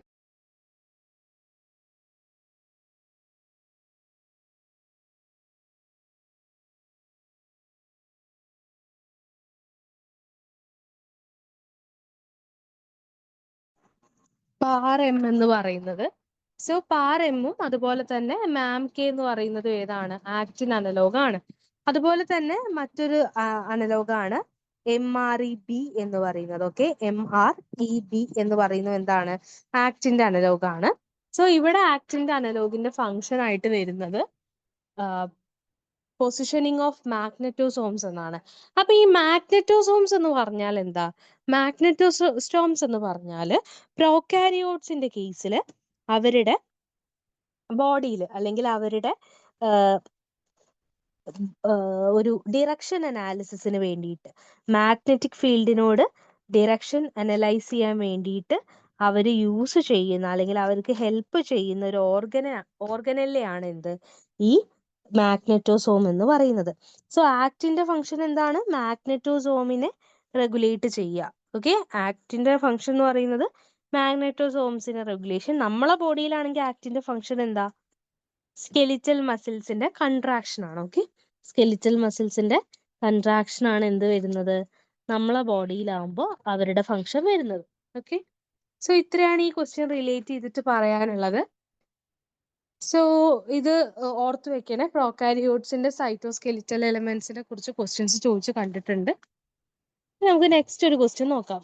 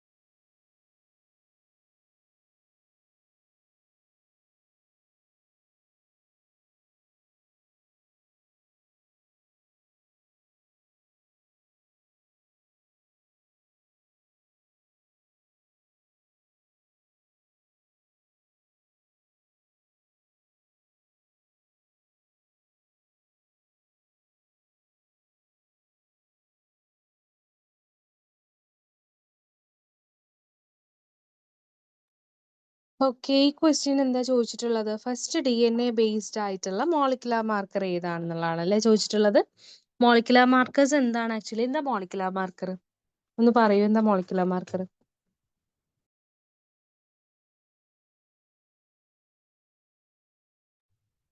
നമ്മൾ എന്തിനു വേണ്ടിയിട്ടാ മോളിക്കുലാർ മാർക്കേഴ്സ് യൂസ് ചെയ്യാറ്? പൊതുവെ നമ്മൾ ഏത് കണ്ടീഷൻ അനലൈസ് ചെയ്യാൻ വേണ്ടിയാണ്?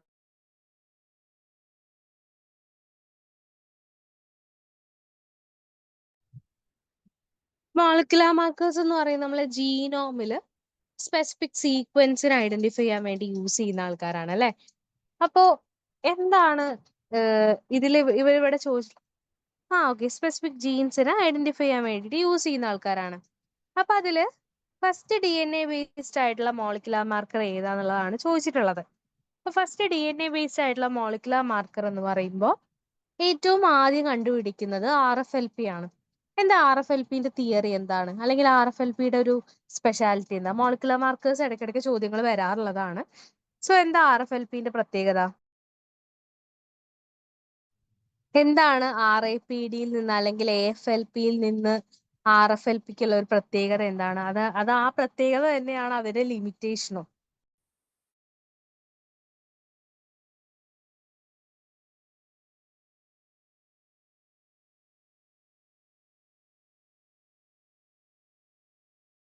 നിങ്ങൾ പറഞ്ഞ ആൻസർ ശരിയാണ്. എന്താണ് RFLPയുടെ പ്രത്യേകത, പറയൂ.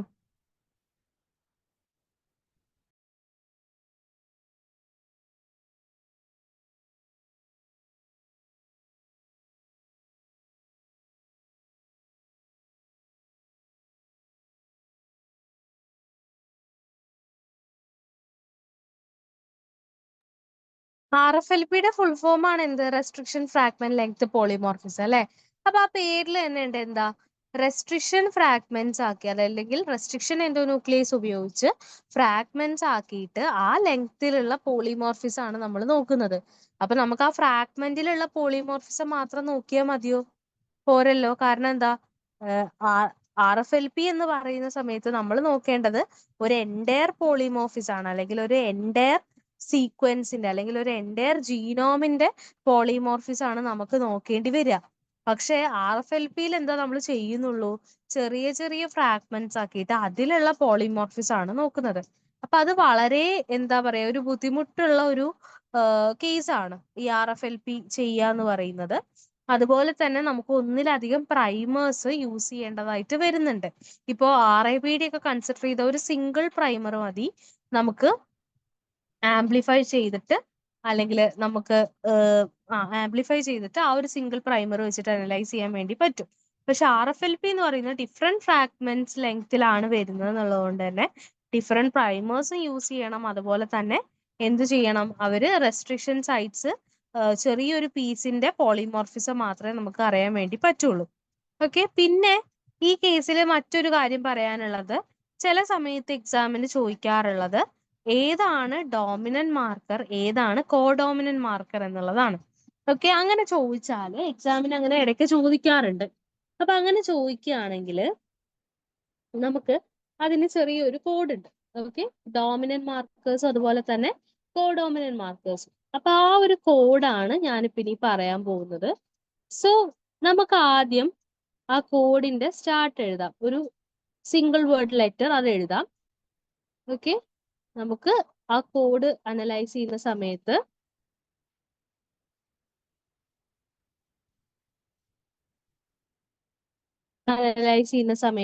വരുന്നത് ARRSIS.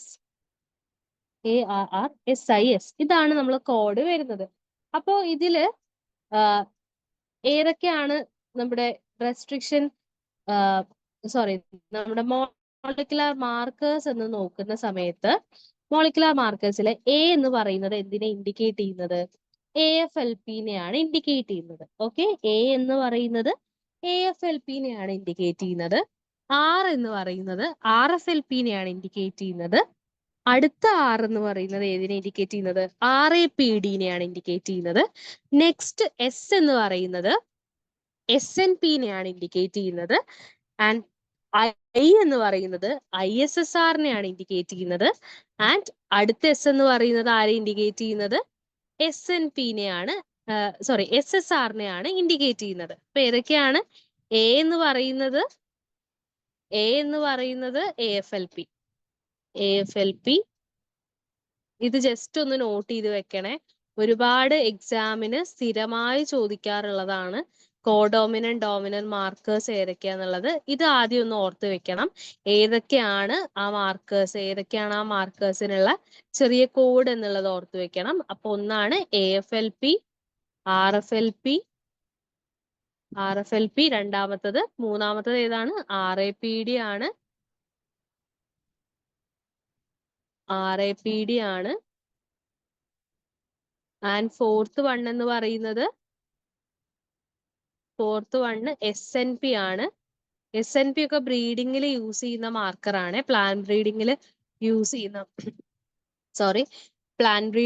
ചെയ്യുന്ന മാർക്കറാണ് SNP ഒക്കെ പറയുന്നത്.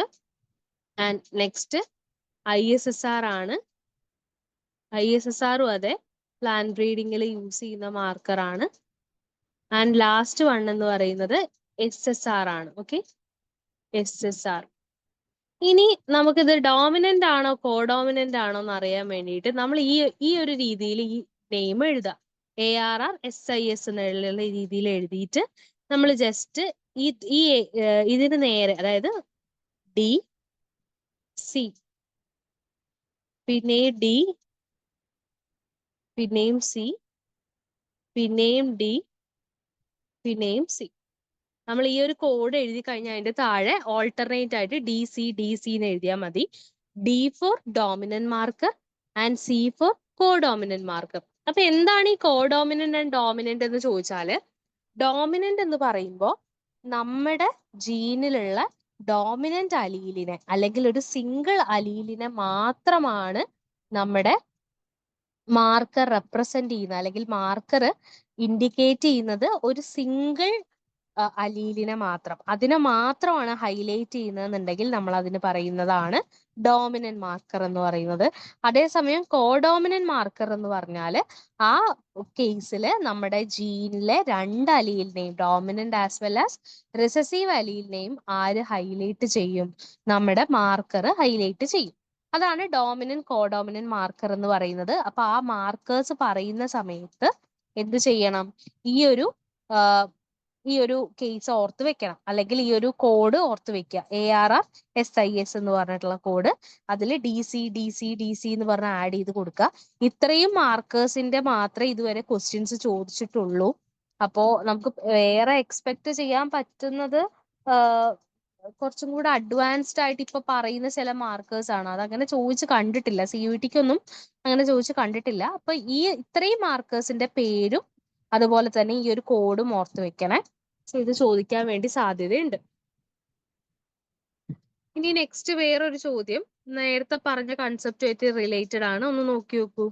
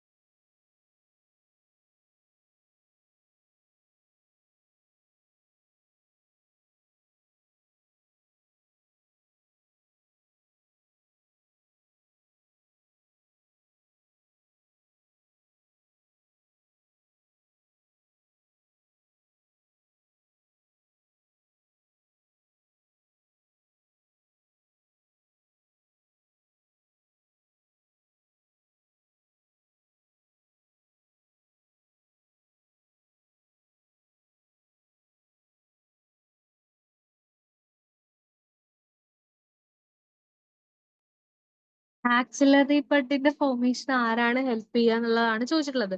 അപ്പൊ എന്താ ആക്സിലറി ബഡ്? എന്താണ്?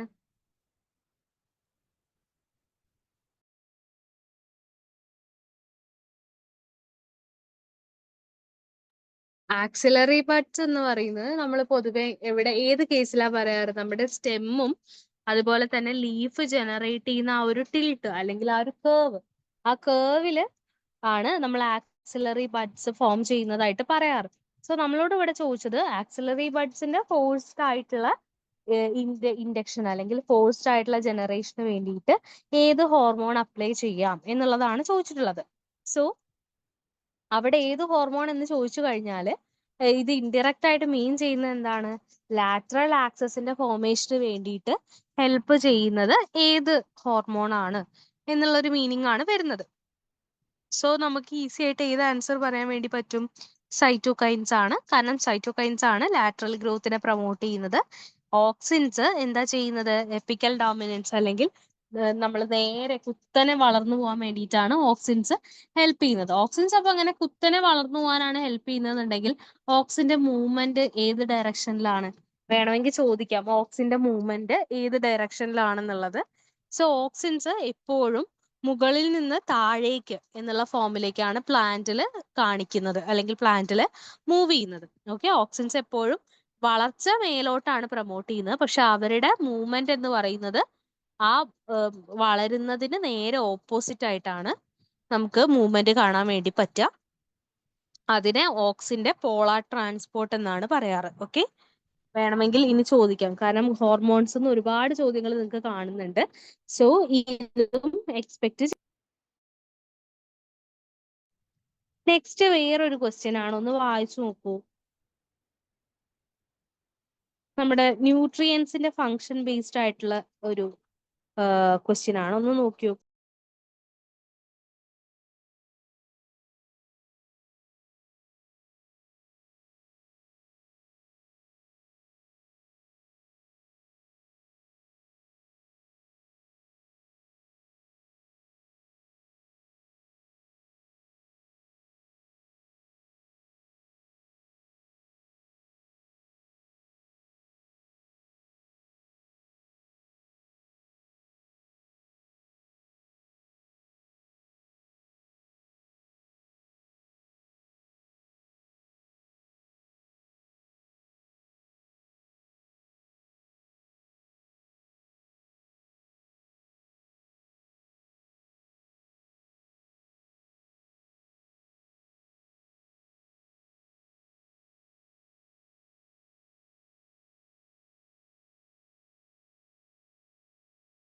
ഓക്കെ, ഇതൊരു സിമ്പിൾ ടേബിൾ അല്ലേ ചോദിക്കുന്നത്?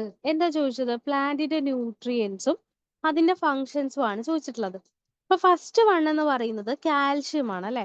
അപ്പൊ കാൽഷ്യം എന്ന് പറയുന്നത് സിഗ്നലിംഗിൽ റോളുള്ള ആളാണ്.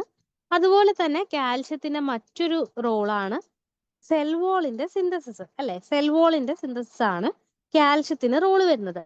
അപ്പൊ സെൽ വോളില് കാൽഷ്യം എവിടെയാണ് പ്രസന്റ് ആയിട്ടുള്ളത്? നമ്മളൊരു പ്ലാന്റിന്റെ സെൽ വോള് കൺസിഡർ ചെയ്യുന്ന സമയത്ത് പ്ലാന്റിന്റെ സെൽ വോളില് നമുക്ക് 3 ലെയർ കാണാൻ വേണ്ടി പറ്റും, അല്ലെങ്കിൽ 3 പാർട്ട് ആക്കിയിട്ട് ഒരു സെൽ വോളിനെ ക്ലാസിഫൈ ചെയ്യാൻ വേണ്ടി പറ്റും. ഒന്ന് പ്രൈമറി സെൽ വോള്, പിന്നെ middle lamella and third secondary cell wall. ഇങ്ങനെ 3 റീജിയൻസ് ആക്കിയിട്ട് നമുക്കൊരു പ്ലാന്റിന്റെ സെൽ വോളിനെ ഡിവൈഡ് ചെയ്യാൻ വേണ്ടി പറ്റും. ബേസ്ഡ് ഓൺ ഒറിജിൻ അല്ലെങ്കിൽ അവർ പ്രൊഡ്യൂസ് ചെയ്യുന്ന മാനറിലും കൂടിയാണ് നമ്മൾ സെൽ വോളിനെ ഇങ്ങനെ ക്ലാസിഫൈ ചെയ്യാറുള്ളത്. സോ നമ്മുടെ ഈ കാൽഷ്യം മെയിൻ ആയിട്ട് പ്രസന്റ് ആയിട്ടുള്ളത് മിഡിൽ ലാമെല്ലയിലാണ്. ഓക്കെ, ആ സെന്ററിൽ കാണുന്നത്, അതായത് പ്രൈമറിയും സെക്കൻഡറിന്റെയും ഇടയിൽ കാണുന്ന റീജിയൻ ആണ് മിഡിൽ ലാമെല്ലെ. മിഡിൽ ലാമെല്ലയിലാണ് കാൽഷ്യം ഏറ്റവും കൂടുതൽ പ്രസന്റ് ആയിട്ടുള്ളത്. അവിടെ കാൽഷ്യം എക്സിസ്റ്റ് ചെയ്യുന്ന ഫോം എന്ന് പറയുന്നത് കാൽഷ്യം മഗ്നീഷ്യം പെക്റ്റേറ്റ് എന്നുള്ള ഫോമിലാണ്. ഓക്കെ, പ്ലാന്റ്സിന്റെ കേസിൽ സെൽ വാളിലും മിഡിൽ ലാമെല്ലയില് കാൽഷ്യം എങ്ങനെയാണ് കാണുന്നത്? കാൽഷ്യം മഗ്നീഷ്യം പെക്റ്റേറ്റ് എന്നുള്ള ഫോമിലാണ് കാണുന്നത്. സോ അങ്ങനെ കാൽഷ്യം മഗ്നീഷ്യം പെക്റ്റേറ്റ് എന്നുള്ള ഫോമിലാണെങ്കിലും ഏറ്റവും കൂടുതൽ കാണുന്ന അല്ലെങ്കിൽ ഏറ്റവും കൂടുതൽ കോമ്പോസിഷൻ കാണിക്കുന്നത് കാൽഷ്യം തന്നെയാണ്. ഓക്കെ, നെക്സ്റ്റ് കോമ്പൗണ്ട് ആണ് സൾഫർ. സൾഫർ എന്ന് പറയുന്നത് part of amino acid side chain ആണ് വരുന്നത് അല്ലെ. അപ്പോ സൾഫർ സൈഡ് ചെയിൻ ആയിട്ടുള്ള ഒരു അമിനോ ആസിഡിന് എക്സാമ്പിൾ പറയൂ. വളരെ സിമ്പിൾ ആണ്, ഒരു അമിനോ ആസിഡിന് എക്സാമ്പിൾ പറയൂ. കമന്റ് ബോക്സിൽ കമന്റ് ചെയ്യൂ. പ്രോലീനിൽ സൾഫർ വരുന്നുണ്ടോ? പ്രോലീന്റെ സൈഡ് ചെയിനിൽ സൾഫർ വരുന്നുണ്ടോ?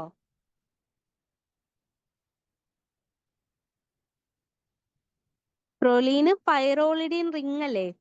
പൈറോളിഡിൻ റിംഗ് അല്ലേ വരുന്നത്? ഓക്കെ, ഒരു അമിനോ ആസിഡ് സിസ്റ്റീൻ ആണ്. ഓക്കെ, സിസ്റ്റീൻ ആണ്, സിസ്റ്റൈൻ അല്ലേ, സിസ്റ്റീൻ തന്നെയാണ്. പിന്നെ മറ്റൊരു അമിനോ ആസിഡ്, ഒരു അമിനോ ആസിഡിന്റെ സൈഡ് ചെയിനിലും കൂടെ സൾഫർ വരുന്നുണ്ട്. ഏതാണ് അമിനോ ആസിഡ്? യെസ്, മെത്തിയോണൈൻ ആണ്. ഓക്കെ, അപ്പോൾ സിസ്റ്റീന്റെയും മെത്തിയോണൈന്റെയും സൈഡ് ചെയിൻസിലാണ് സൾഫർ വരുന്നത്. സോ നമുക്ക് എന്ത് പറയാൻ വേണ്ടി പറ്റും? It is A part of amino acid side chain എന്ന് പറയാൻ വേണ്ടി പറ്റും. തേർഡ് വൺ എന്ന് പറയുന്നത് മാഗ്നീസ് ആണ്. അപ്പൊ മാഗ്നീസ് ഒരു എൻസൈം കോഫാക്ടർ ആണ് അല്ലെ? മാഗ്നീസ് എന്ന് പറയുന്നത് ഒരു എൻസൈം കോഫാക്ടർ ആണ്. ഒരു മാഗ്നീസ് എൻസൈം, അതായത് മാഗ്നീസ് കോഫാക്ടർ ആയിട്ടുള്ള ഒരു എൻസൈമിന് ഒരു എക്സാമ്പിൾ പറയാമോ? മാഗ്നീസ് കോഫാക്ടർ ആയിട്ട് വരുന്ന ഒരു എൻസൈം.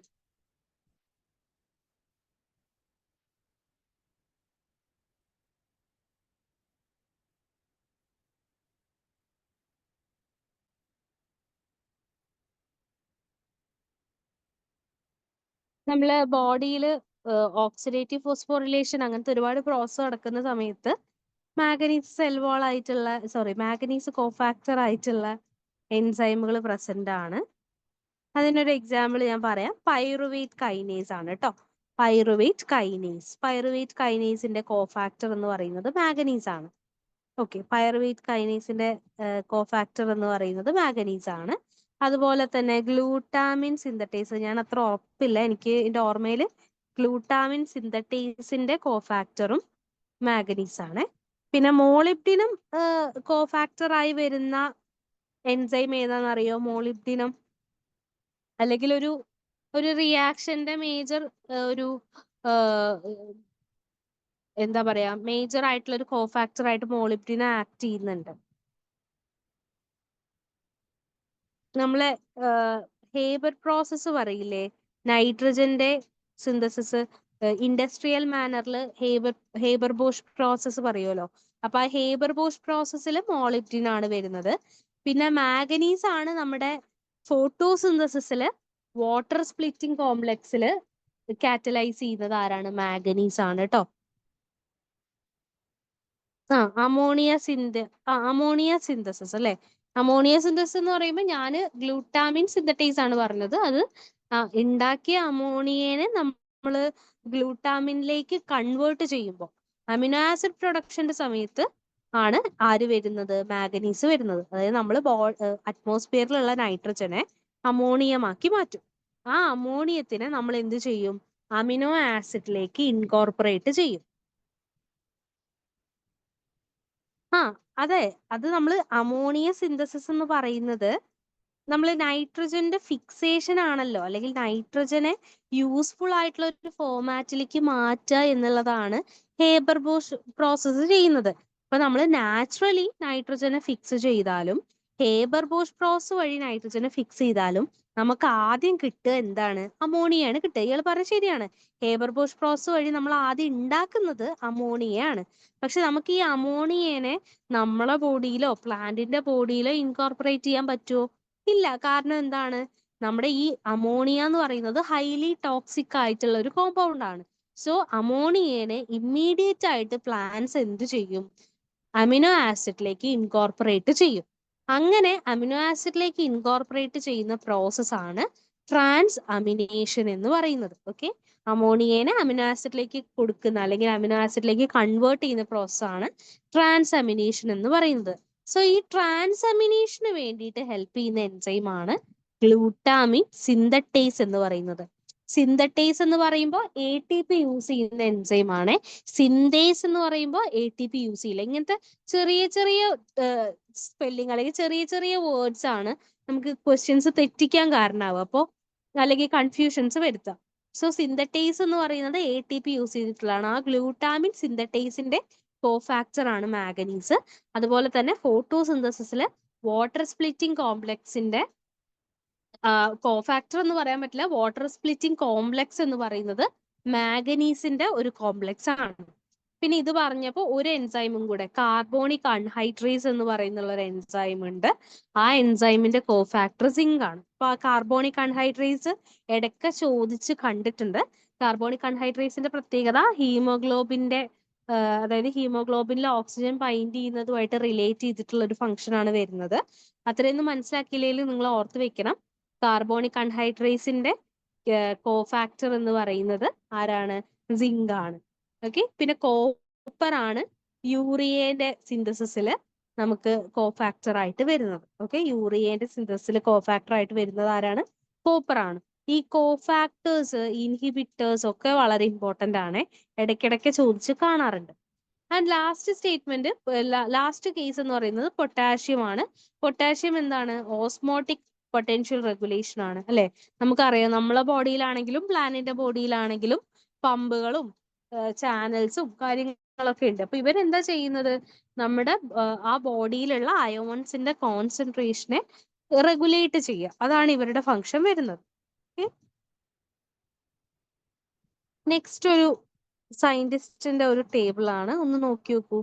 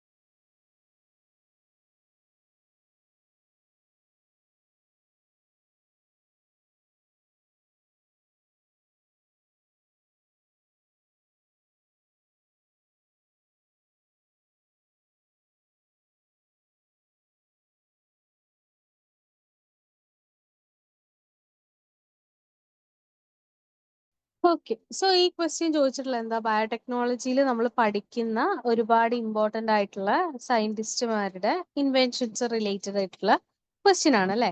അപ്പോൾ ഹേബർലാൻഡ് നമുക്ക് അറിയാം. ഹേബർലാൻഡ് സ്ഥിരം ചോദിക്കുന്ന ചോദ്യമാണ്. കഴിഞ്ഞ 2-3 വർഷമായിട്ട് പല ഫോമാറ്റില് സ്ഥിരം ചോദിക്കുന്ന ഒരു ക്വസ്റ്റ്യൻ ആണ്. ഹേബർലാൻഡ് ടിഷ്യൂ കൾച്ചറിന്റെ ഫാദർ ആണ്.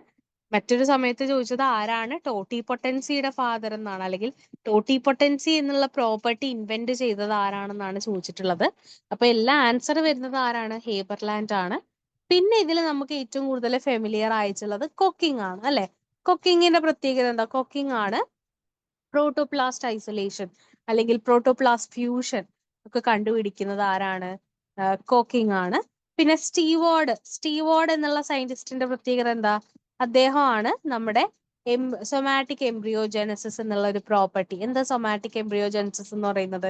വെജിറ്റേറ്റീവ് പാർട്ടിൽ നിന്നും എംബ്രിയോ ജനറേറ്റ് ചെയ്യാനുള്ള, അല്ലെങ്കിൽ അങ്ങനെ എംബ്രിയോ ജനറേറ്റ് ചെയ്യിക്കാം എന്നുള്ള ഒരു പ്രോപ്പർട്ടി കണ്ടുപിടിക്കുന്നത് ആരാണ്? സ്റ്റീവാർഡ് ആണ്. ശരിക്കും ഈ സൊമാറ്റിക് എംബ്രിയോജെനസിസ് ഒക്കെ പിന്നീട് ഒരു കൺസർവേഷൻ എന്നുള്ള ഒരു ആസ്പെക്റ്റിൽ നോക്കുന്ന സമയത്ത് ഒരുപാട് ഇമ്പോർട്ടന്റ് ആയിട്ടുള്ള ഒരു കാര്യമാണ് ഈ സൊമാറ്റിക് എംബ്രിയോജെനസിസ് എന്ന് പറയുന്നത്. പിന്നെ ലാസ്റ്റ് വരുന്ന കാൾസൺ, സ്മിത്ത്, ഡിയറിംഗ് എന്നുള്ള അവരുടെ കണ്ടുപിടുത്താണ് സൊമാറ്റിക് സെൽ ഹൈബ്രിഡൈസേഷൻ എന്ന് പറയുന്നത്. സോ ഹൈബ്രിഡൈസേഷൻ എന്ന് പറയുമ്പോൾ തന്നെ ഫ്യൂഷൻ നടത്തിയിട്ട് ഒരു different types of cell produce ചെയ്യുക, ആ ഒരു മീനിങ് ആണ് വരുന്നത്. സോ കറക്റ്റ് ഓപ്ഷൻ എന്ന് പറയുന്നത് സി ആണ്. ഓക്കെ, നെക്സ്റ്റ് ക്വസ്റ്റ്യൻ നോക്കൂ.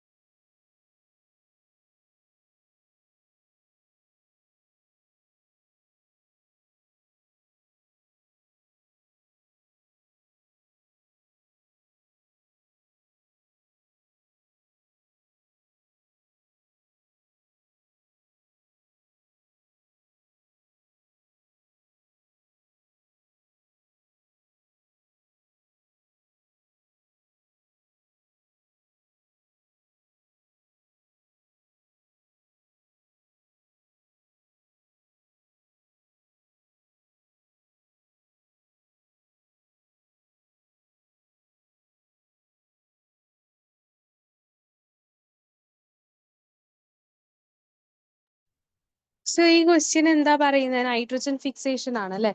നൈട്രജൻ ഫിക്സേഷൻ റിലേറ്റ് ചെയ്തിട്ടുള്ള സ്റ്റേറ്റ്മെന്റ്സ് ആണ്. സോ നൈട്രജൻ ഫിക്സേഷൻ എന്ന് പറയുന്നത് goal of nitrogen fixation convert atmospheric nitrogen into ammonia അല്ലെ? നമ്മൾ പറഞ്ഞു നേരത്തെ അമോണിയ ആക്കി മാറ്റുന്നതാണ്. കാരണം ഈ അമോണിയ എന്നുള്ള ഫോമിലേക്ക് നൈട്രജനെ മാറ്റാനുള്ള മറ്റൊരു റീസൺ എന്ന് പറയുന്നത് നൈട്രജന്റെ വല്ലാതെ, അതായത് അറ്റ്മോസ്ഫിയറിലുള്ള നൈട്രജന്റെ ഓവർ ആയിട്ടുള്ള ഒരു സ്റ്റെബിലിറ്റി ആണ്. ഓക്കെ, അറ്റ്മോസ്ഫിയറിലുള്ള nitrogen N triple bond N ഫോമിലാണുള്ളത്. സോ അതെന്താണ്, വളരെയധികം സ്റ്റേബിൾ ആണ്. അപ്പൊ ആ സ്റ്റെബിലിറ്റി എന്നുള്ള ഒരു ഫാക്ടർ കൊണ്ടാണ് നമ്മൾ ഈസിലി നൈട്രജനെ അമോണിയ ആക്കിയിട്ട് കൺവേർട്ട് ചെയ്യുന്നതും അമോണിയെ പിന്നീട് നമ്മളെ ബോഡിയിലേക്ക് അല്ലെങ്കിൽ പ്ലാന്റിന്റെ ബോഡിയിലേക്കുള്ള അമിനോ ആസിഡ് ആയിട്ട് കൺവേർട്ട് ചെയ്യുന്നതും. Next, nitrification as A part of nitrogen fixation. Okay, nitrification എന്ന് പറയുന്നത് നൈട്രജൻ ഫിക്സേഷന്റെ പാർട്ടാണ്. കറക്റ്റ് അല്ലേ? നൈട്രിഫിക്കേഷൻ ഉണ്ട്, ഡീനൈട്രിഫിക്കേഷൻ ഉണ്ട്, അമോണിഫിക്കേഷൻ ഉണ്ട്. ഇതാണ് നൈട്രജൻ സൈക്കിൾ അല്ലെങ്കിൽ നൈട്രജൻ ഫിക്സേഷനിൽ വരുന്ന മേജർ സ്റ്റെപ്സ് എന്ന് പറയുന്നത്.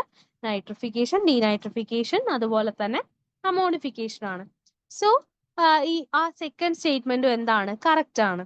Third statement, rhizobium fix atmospheric nitrogen അല്ലെ? റൈസോബിയം എന്ത് ചെയ്യുന്നുണ്ട്? അറ്റ്മോസ്ഫിയറിക് നൈട്രജനെ ഫിക്സ് ചെയ്യുന്നുണ്ട്. അത്തരത്തിലുള്ള ഓർഗാനിസം അല്ലെങ്കിൽ നമ്മുടെ റൈസോബിയം പോലത്തെ ഓർഗാനിസംസ് ആണ് എന്ത്? സിംബയോട്ടിക് നൈട്രജൻ ഫിക്സേഴ്സ് എന്ന് പറയുന്ന കാറ്റഗറി. അല്ലെങ്കിൽ അവർക്ക് എന്ത് ചെയ്യാൻ വേണ്ടി പറ്റും? സിംബയോട്ടിക് റിലേഷൻസ് വെച്ചിട്ട് നൈട്രജനെ ഈസി ആയിട്ട് ഫിക്സ് ചെയ്യാൻ വേണ്ടി പറ്റും. അപ്പോ അതുപോലെ തന്നെ, അതായത് നൈട്രജനെ ഫിക്സ് ചെയ്യാൻ വേണ്ടി വരുന്ന ലെഗ്യൂംസിൽ വരുന്ന ആളാണ് ആര്? ഈ റൈസോബിയം ബാക്ടീരിയ എന്ന് പറയുന്നത്. ഇതേപോലത്തെ ആൾക്കാർ എവിടെയും ഉണ്ട്, ഹയർ പ്ലാന്റ്സിലും ഉണ്ട്. ഫോർ എക്സാമ്പിൾ, ഫ്രാങ്കിയ എന്നുള്ള പ്ലാന്റിൽ ഫിക്സ് ചെയ്യാൻ വേണ്ടിയിട്ട് ആക്ടിനോമൈസിറ്റ്സ് എന്ന് പറയുന്ന ഗ്രൂപ്പ് വരാറുണ്ട്. അങ്ങനെ ഓരോ പ്ലാന്റിനും സ്പെസിഫിക് ആയിട്ട് ഓരോ ഗ്രൂപ്പ് ഓഫ് നൈട്രജൻ ഫിക്സേഴ്സ് ആണ് നമുക്ക് കാണാൻ വേണ്ടി പറ്റുന്നത്. So Rhizobium fix atmospheric nitrogen എന്ന് പറയുന്നതും കറക്റ്റ് ആണ്. Fourth statement, bacteroids are associated with nitrogen fixation. അപ്പൊ ആ സ്റ്റേറ്റ്മെന്റ് കറക്റ്റ് ആണോ?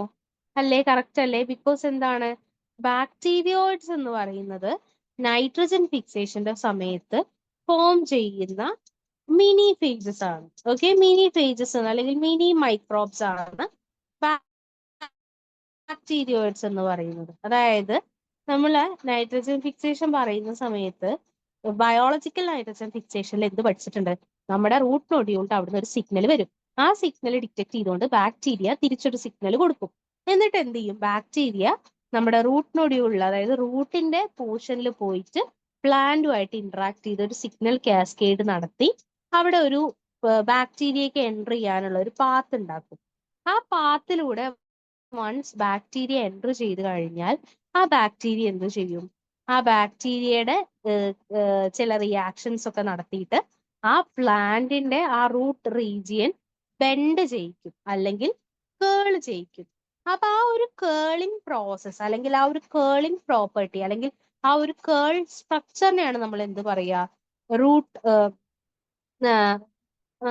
നമ്മൾ ആ ഒരു കേളിങ്ങിനെ നൊഡ്യൂളിനോട് അസോസിയേറ്റ് ചെയ്ത് വരുന്ന റൂട്ട് ഹെയറിന്റെ ഒരു കേളിംഗ് ആയിട്ടാണ് പറയാറ്.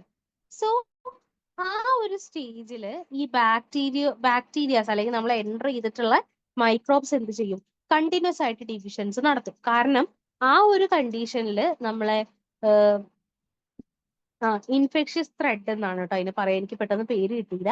ഇൻഫെക്ഷ്യസ് ത്രെഡ് എന്നാണ് പറയാ. അപ്പൊ ഈ ഒരു മൈക്രോബ് ഈ പ്ലാന്റിന്റെ ഉള്ളിലൂടെ ഒരു വഴി ഉണ്ടാക്കിയിട്ട് അവരെന്ത് ചെയ്യും? കണ്ടിന്യൂസ് ആയിട്ട് അതിന്റെ ഉള്ളിലേക്ക് കയറും. അങ്ങനെ കയറി കഴിഞ്ഞാൽ അവർ ആദ്യം ചെയ്യുക, അവരുടെ സ്റ്റെബിലിറ്റി കൂട്ടാൻ വേണ്ടിയിട്ട് അവരെന്ത് ചെയ്യും? അവരുടെ ഡിവിഷൻസിന്റെ നമ്പർ കൂട്ടും. ഓക്കെ, അവരുടെ ഡിവിഷൻസിന്റെ നമ്പർ കൂട്ടിക്കഴിഞ്ഞാൽ അവർ ആ ഒരു ഡിവിഷൻ പ്രോപ്പർട്ടി അല്ലെങ്കിൽ ആ ഒരു ഡിവിഷൻ നടത്തിയിട്ട് പ്രൊഡ്യൂസ് ചെയ്യുന്ന ചെറിയ ബാക്ടീരിയാസിനെയാണ് അല്ലെങ്കിൽ ബാക്ടീരിയ കുഞ്ഞുങ്ങളെയാണ് നമ്മൾ എന്ത് പറയാറ്? ബാക്ടീരിയോയിഡ്സ് എന്ന് പറയാറ്. ഓക്കെ, സോ എന്താ പറഞ്ഞത്? നൈട്രജൻ ഫിക്സേഷന്റെ സമയത്ത് നമ്മളെ റൂട്ടിൽ വന്നിട്ട് ആര് ഇന്ററാക്ട് ചെയ്യും? നമ്മുടെ നൈട്രജൻ ഫിക്സിങ് ബാക്ടീരിയ ഇന്ററാക്ട് ചെയ്യും. അങ്ങനെ ഇന്ററാക്ട് ചെയ്ത് കഴിഞ്ഞാൽ അവരുടെ കെമിക്കൽ റിയാക്ഷൻസ് ഒക്കെ വഴി റൂട്ടിന്റെ ചില എൻഡ് കേൾ ചെയ്യും. അപ്പൊ അതൊരു ഇൻഫെക്ഷ്യസ് ത്രെഡ് ആയിട്ട് മാറും. ഈ ഇൻഫെക്ഷ്യസ് ത്രെഡിന്റെ ഉള്ളില് അനേറോബിക് കണ്ടീഷൻ ആണ് ഉണ്ടാവുക. അവിടെ അനേറോബിക് കണ്ടീഷൻ കൊടുക്കുന്നത് ആരാണ്? ലെഗ് ഹീമോഗ്ലോബിൻ എന്ന് പറയുന്ന ഒരു പിഗ്മെന്റ് ആണ്. അപ്പൊ ഈ ലെഗ് ഹീമോഗ്ലോബിന്റെ പ്രസൻസിൽ അനേറോബിക് കണ്ടീഷൻ കിട്ടുന്ന ബാക്ടീരിയ എന്ത് ചെയ്യും? കണ്ടിന്യൂസ് ആയിട്ട് ഡിവൈഡ് ചെയ്യും. അങ്ങനെ കണ്ടിന്യൂസ് ആയിട്ട് ഡിവൈഡ് ചെയ്ത് കഴിഞ്ഞാൽ അവർക്ക് അവരെന്ത് പ്രൊഡ്യൂസ് ചെയ്യും? ബാക്ടീരിയോയിഡ്സിനെ പ്രൊഡ്യൂസ് ചെയ്യും, അല്ലെങ്കിൽ സ്മോൾ ഓർഗാനിസംസിനെ പ്രൊഡ്യൂസ് ചെയ്യും. ആ ഒരു പ്രോപ്പർട്ടി അല്ലെങ്കിൽ ആ ഒരു ഓർഗാനിസം, അത്തരത്തിൽ പ്രൊഡ്യൂസ് ചെയ്യപ്പെടുന്ന ഓർഗാനിസംസ് ആണ് ബാക്ടീരിയോയിഡ്സ് എന്ന് പറയുന്നത്. ലേറ്റർ ഈ ബാക്ടീരിയോയിഡ്സ് എന്ത് ചെയ്യും? അവർക്ക് നൈട്രജൻ ഫിക്സ് ചെയ്യാൻ കാപ്പബിലിറ്റി ഉള്ള, അതായത് നമ്മളിപ്പോ ഇത്രയും നേരം പറഞ്ഞ അമോണിഫിക്കേഷൻ, നൈട്രിഫിക്കേഷൻ എന്നുള്ള സ്റ്റെപ്പ് ഒന്നും ചെയ്യാതെ ഡയറക്റ്റ് നൈട്രജനെ അമോണിയയ്ക്ക് ഒറ്റ സ്റ്റെപ്പിൽ മാറ്റാൻ പറ്റുന്ന നൈട്രോജിനേസ് എന്ന് പറയുന്ന ഒരു എൻസൈം ഇവർക്കുണ്ട്. ഓക്കെ, ഇവരെന്ത് ചെയ്തു? ഒരുപാട് ബാക്ടീരിയാസ് റീപ്രൊഡ്യൂസ് ചെയ്തിട്ട് ഇൻഫെക്ഷ്യസ് ത്രെഡ് മൊത്തം ബാക്ടീരിയോയിഡ്സ് ആയിട്ട് മാറി. ഇങ്ങനെ ബാക്ടീരിയോയിഡ്സ് ആയി മാറിക്കഴിഞ്ഞാൽ ഈ ബാക്ടീരിയോയിഡ്സിന്റെ ഉള്ളിലൊക്കെ നൈട്രോജീനേസ് എന്ന് പറയുന്ന ഒരു എൻസൈം ഉണ്ട്. ഈ നൈട്രോജീനേസ് എന്ത് ചെയ്യും? അറ്റ്മോസ്ഫിയറിക് നൈട്രജനെ എന്താക്കി മാറ്റും? അമോണിയാക്കി മാറ്റി ഇമ്മീഡിയറ്റ് ആയിട്ട് തന്നെ അമിനോ ആസിഡിലേക്ക് ഇൻകോർപ്പറേറ്റ് ചെയ്യും. ബിക്കോസ് അമോണിയ ടോക്സിക് ആണ്. സോ ഈ ഒരു പ്രോസസ് അല്ലെങ്കിൽ ഈ ഒരു പരിപാടിയാണ് നമ്മൾ എന്ത് പറയുന്നത്? നൈട്രജൻ ഫിക്സേഷന്റെ, ബയോളജിക്കൽ നൈട്രജൻ ഫിക്സേഷന്റെ റിയാക്ഷൻ എന്ന് പറയുന്നത്. ഇതിന്റെ മോളിക്കുലാർ പാർട്ടാണ് നമ്മൾ കുറച്ചു മുന്നേ പറഞ്ഞ നൊഡുലേഷൻ ജീൻസും നൊഡുലിൻ ജീൻസിന്റെയും ആക്ഷൻ വരുന്നത്. ഓക്കെ, അപ്പൊ ഈ ബാക്ടീരിയോയിഡ്സ് എന്ന് പറയുന്ന ടേം വരുന്നതും നൈട്രജൻ ഫിക്സേഷനിലാണെന്നുള്ളത് ഓർത്ത് വെക്കുക. അതുപോലെ തന്നെ ഇൻഫെക്ഷ്യസ് ത്രെഡിന്റെ കാര്യം ഓർത്ത് വെക്കുക. അവരെങ്ങനെ ഫിക്സ് ചെയ്യുന്നത്? നൈട്രോജിനേസ് എന്ന് പറയുന്ന എൻസൈമിന്റെ പ്രസൻസിലാണ് ഫിക്സ് ചെയ്യുന്നത്. നൈട്രോജിനേസ് നൈട്രജനെ ഫിക്സ് ചെയ്യുന്ന സമയത്ത് എത്ര ATP യൂസ് ചെയ്യുന്നുണ്ടെന്ന് ചോദിച്ചാല് അവര് 8 ATP ആണ് യൂസ് ചെയ്യുന്നത് എന്നുള്ളതും കൂടെ ഒന്ന് ഓർത്ത് വെക്കണേ. ഇത്രയാണ് ആ ഒരു ക്വസ്റ്റ്യനിൽ പറയാനുള്ളത്. നെക്സ്റ്റ്, ഇനി ഒരു 2 ക്വസ്റ്റ്യനേ ഉള്ളൂ. നോക്കി നോക്കൂ. സിമ്പിൾ ക്വസ്റ്റ്യൻ ആണോ? ഒന്ന് വായിച്ചു.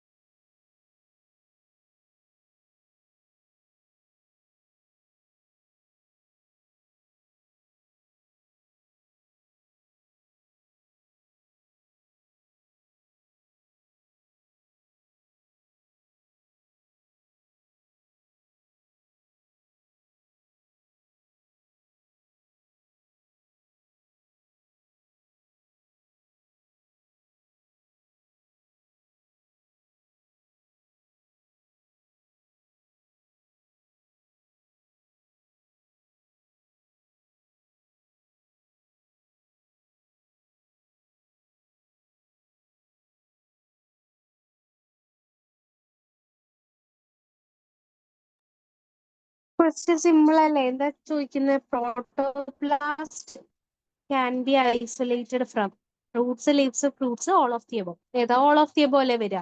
എന്താ പ്രോട്ടോപ്ലാസ്റ്റ്? എന്താണ് പ്രോട്ടോപ്ലാസ്റ്റ്? എന്താന്ന് പറയൂ. കാരണം നമ്മള് പ്രോട്ടോപ്ലാസ്റ്റ് കൾച്ചർ പറയുന്നുണ്ട്, പ്രോട്ടോപ്ലാസ്റ്റ് പറയുന്നുണ്ട്, പ്രോട്ടോപ്ലാസം എന്ന് പറയുന്നുണ്ട്. എന്താണിത് സാധനം? എന്താണ്? പ്ലാന്റിന്റെ കേസിൽ നമ്മൾ എങ്ങനെയാ ഒരു പ്രോട്ടോപ്ലാസ്റ്റ് ഡിഫൈൻ ചെയ്യുക?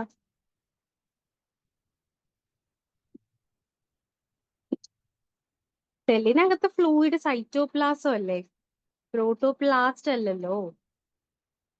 സെല്ലിനകത്ത് ഫ്ലൂയിഡ് സൈറ്റോപ്ലാസം ആണ്, അല്ലെങ്കിൽ ന്യൂക്ലിയസ് ആണെങ്കിൽ ന്യൂക്ലിയോപ്ലാസം ആണ് കേട്ടോ. സെല്ല് വിത്തൗട്ട് സെൽ വാൾ അല്ലെ? അതായത് നമ്മൾ ഒരു പ്ലാന്റ് സെല്ല് എടുക്കുകയാണെങ്കിൽ പ്ലാന്റിന്റെ സെല്ലിൽ എന്തൊക്കെയുണ്ട്? പുറത്ത് ഒരു സെൽ വാൾ ഉണ്ട്, അത് കഴിഞ്ഞിട്ട് നമുക്കൊരു പ്ലാസ്മ മെംബ്രെയിൻ ഉണ്ട്, അതിൻ്റെ ഉള്ളിലാണ് നമ്മൾ ഓർഗനലിനെയും കാര്യങ്ങളൊക്കെ കിടക്കുന്നത്. അപ്പോ പ്രോട്ടോപ്ലാസ്റ്റ് എന്ന് പറയുന്നത് എന്താണ്? സെല്ലില്, ഒരു പ്ലാന്റ് സെല്ലിന്റെ കേസില് അതിന്റെ സെൽ വാള് നമ്മൾ അങ്ങ് ഒഴിവാക്കി, ഒരു എൻസൈം വെച്ച് സെല്ലുലേസ് വെച്ച് ഡീഗ്രേഡ് ചെയ്ത് സെൽ വാൾ ഒഴിവാക്കി. അപ്പൊ ഇനി ആരൊക്കെയാ ബാക്കിയുള്ളത്? പ്ലാസ്മ മെംബ്രെയിനും സൈറ്റോപ്ലാസവും ഓർഗനലിലെ അടങ്ങുന്ന ഒരു ഗ്രൂപ്പ് ഓഫ് സാധനം. അതിനെയാണ് നമ്മൾ എന്ത് പറയാ? പ്രോട്ടോപ്ലാസം അല്ലെങ്കിൽ പ്രോട്ടോപ്ലാസ്റ്റ് എന്ന് പറയുന്നത്. ഓക്കെ, പിന്നെ ഇതുപോലെ പറയുന്ന മറ്റൊരു ടേം ആണ് ഏത് സ്പീറോപ്ലാസ്റ്റ് എന്ന് പറയുന്നത്. സ്പീറോപ്ലാസ്റ്റ് എന്ന് പറയുന്നതും ഇതേപോലെ നമ്മൾ അധികവും പറയാറുള്ള, അതായത് ഈ ഒരു ഇതേ ഒരു കേസ്, അതായത് നമ്മളെ സെല്ലില് സെൽ വോളും അതുപോലെ തന്നെ പ്ലാസ്മ മെംബ്രെയിനും റിമൂവ് ചെയ്ത് കഴിഞ്ഞാൽ നമ്മളെ പ്രോട്ടോപ്ലാസ്റ്റിന്റെ ഒരു മാസ് കിട്ടും. അതിന് ഡ്രഗ്സിന്റെ ഇവിടെ എത്തുന്നുണ്ടോ അങ്ങനത്തെ കാര്യങ്ങളൊക്കെ അറിയാൻ വേണ്ടിയിട്ടാണ് നമ്മൾ ഈ കംപ്ലീറ്റ്ലി സെൽ വോളും പ്ലാസ്മ മെംബ്രെയിനും ലൈസിസ് നടത്തിയിട്ട് ഒബ്സർവ് ചെയ്യുന്നതൊക്കെ. അപ്പോൾ ഇപ്പൊ ഓർത്ത് വെക്കുക, പ്രോട്ടോപ്ലാസ്റ്റ് എന്ന് പറയുന്നത് എന്താണ്? പ്രോട്ടോപ്ലാസ്റ്റ് എന്ന് പറയുന്നത് സെല്ല് വിത്തൗട്ട് സെൽ വോൾ ആണ് കേട്ടോ.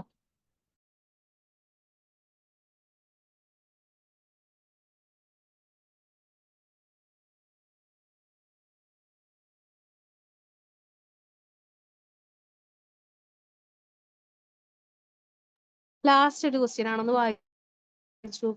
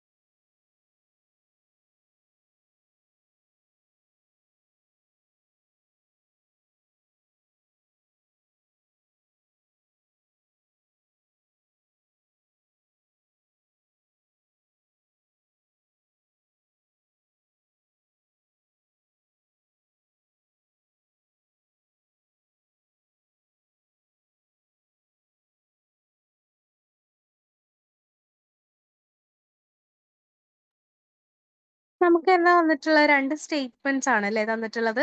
ഒന്നെന്താ, nitrogen fixation by Rhizobium require anaerobic environment provided in the living cells of the root cortex. Next, അതിന്റെ തന്നെ കണ്ടിന്യൂഷൻ ആയിട്ട് the larger organisms is called host. Mutualism is an ecological interaction between two species in which both are benefited. Statement 2 എന്ന് പറയുന്നത് commensalism is an ecological interaction where one species is benefited.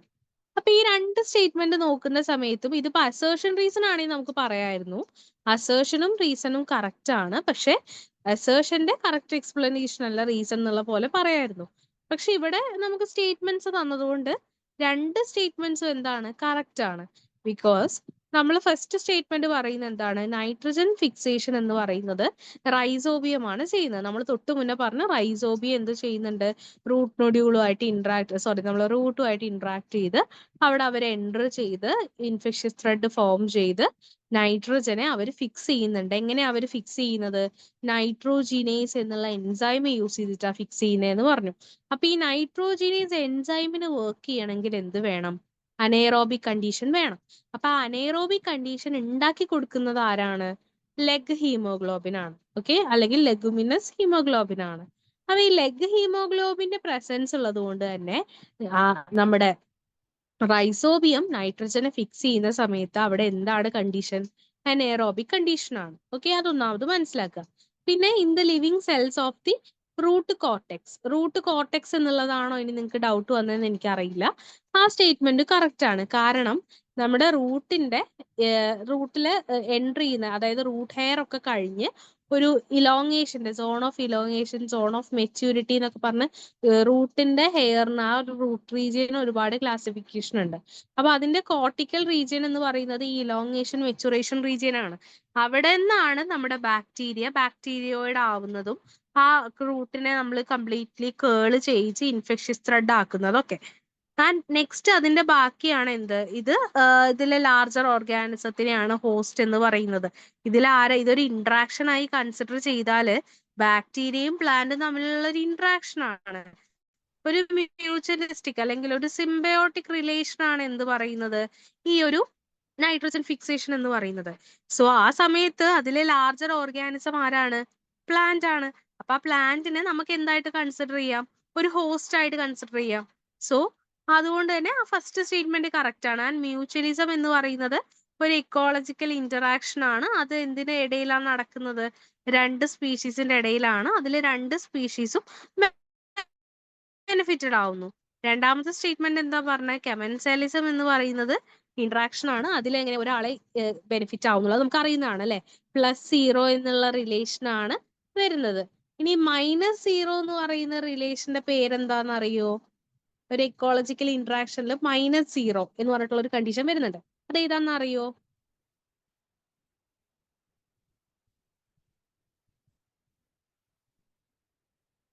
-0 എന്നുള്ള condition കെമൻസാലിസം ആണ് -0 എന്ന് പറയുന്ന condition വരുന്നത്. ഒരാൾക്ക് negatively effect ചെയ്യുന്നു, മറ്റേ ആൾക്ക് നോ എഫക്ട്. ഓക്കെ, സോ ഈ ഒരു കേസാണ് അമെൻസാലിസത്തിൽ വരുന്നത്. അതുകൊണ്ട് തന്നെ സ്റ്റേറ്റ്മെന്റ് 1ഉം സ്റ്റേറ്റ്മെന്റ് 2ഉം കറക്റ്റ് ആണ്. ഇപ്പൊ നമ്മൾ ഇന്ന് നോക്കിയ ക്വസ്റ്റ്യൻസ് ഏറ്റവും ലാസ്റ്റ് എക്സാമിന് വന്നിട്ടുള്ള ക്വസ്റ്റ്യൻസ് ആണ്.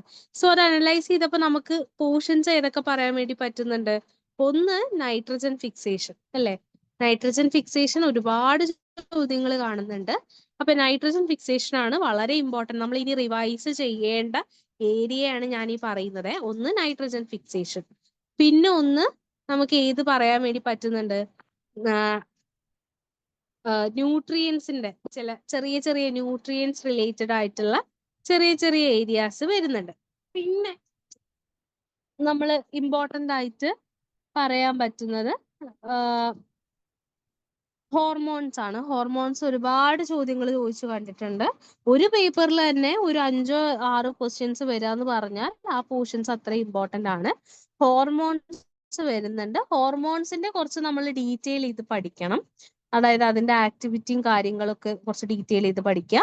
പിന്നെ ഈ ന്യൂട്രിയൻസിന്റെ കേസ്, പിന്നെ ടിഷ്യൂ കൾച്ചർ റിലേറ്റഡ് ആയിട്ടുള്ള കുറച്ച് സ്റ്റേറ്റ്മെന്റ്സ് കാര്യങ്ങളൊക്കെയാണ് വരുന്നത്. അപ്പൊ നിങ്ങൾ ഏറ്റവും കൂടുതൽ ഇമ്പോർട്ടൻസ് കൊടുക്കേണ്ടത് ഇന്നത്തെ ഒരു അനാലിസിസ് വെച്ചിട്ട് നമുക്ക് ഏതൊക്കെയാണ്? നൈട്രജൻ ഫിക്സേഷൻ, അതുപോലെ തന്നെ hormones, plant hormones, and then last one ന്യൂട്രിയൻസിന്റെ കുറച്ച് ടോപ്പിക്സും കാര്യങ്ങളും. പിന്നെ ഇടയ്ക്കൊക്കെ ആയിട്ടാണ് ഈ സൈറ്റോസ്കെലിറ്റന്റെ ക്വസ്റ്റ്യൻസ് ഒക്കെ കാണുന്നത്. സോ അതും കൂടെ ഒന്ന് നോട്ട് ചെയ്ത് വെക്കുക കേട്ടോ. സൈറ്റോസ്കെലിറ്റന്റെ ക്വസ്റ്റ്യൻസും വരാം. ഇത്രയാണ് ഇന്നത്തെ ഡിസ്കഷനിൽ ഞാൻ ആഡ് ചെയ്തിട്ടുള്ളത്. ബാക്കി നമുക്ക് കുറച്ചും കൂടെ ഡിഫിക്കൽട്ട് ആയിട്ടുള്ള ലെവൽ ക്വസ്റ്റ്യൻസ് ആഡ് ചെയ്തിട്ട് ബാക്കി ഡിസ്കഷൻ നടത്താം കേട്ടോ. Okay, thank you.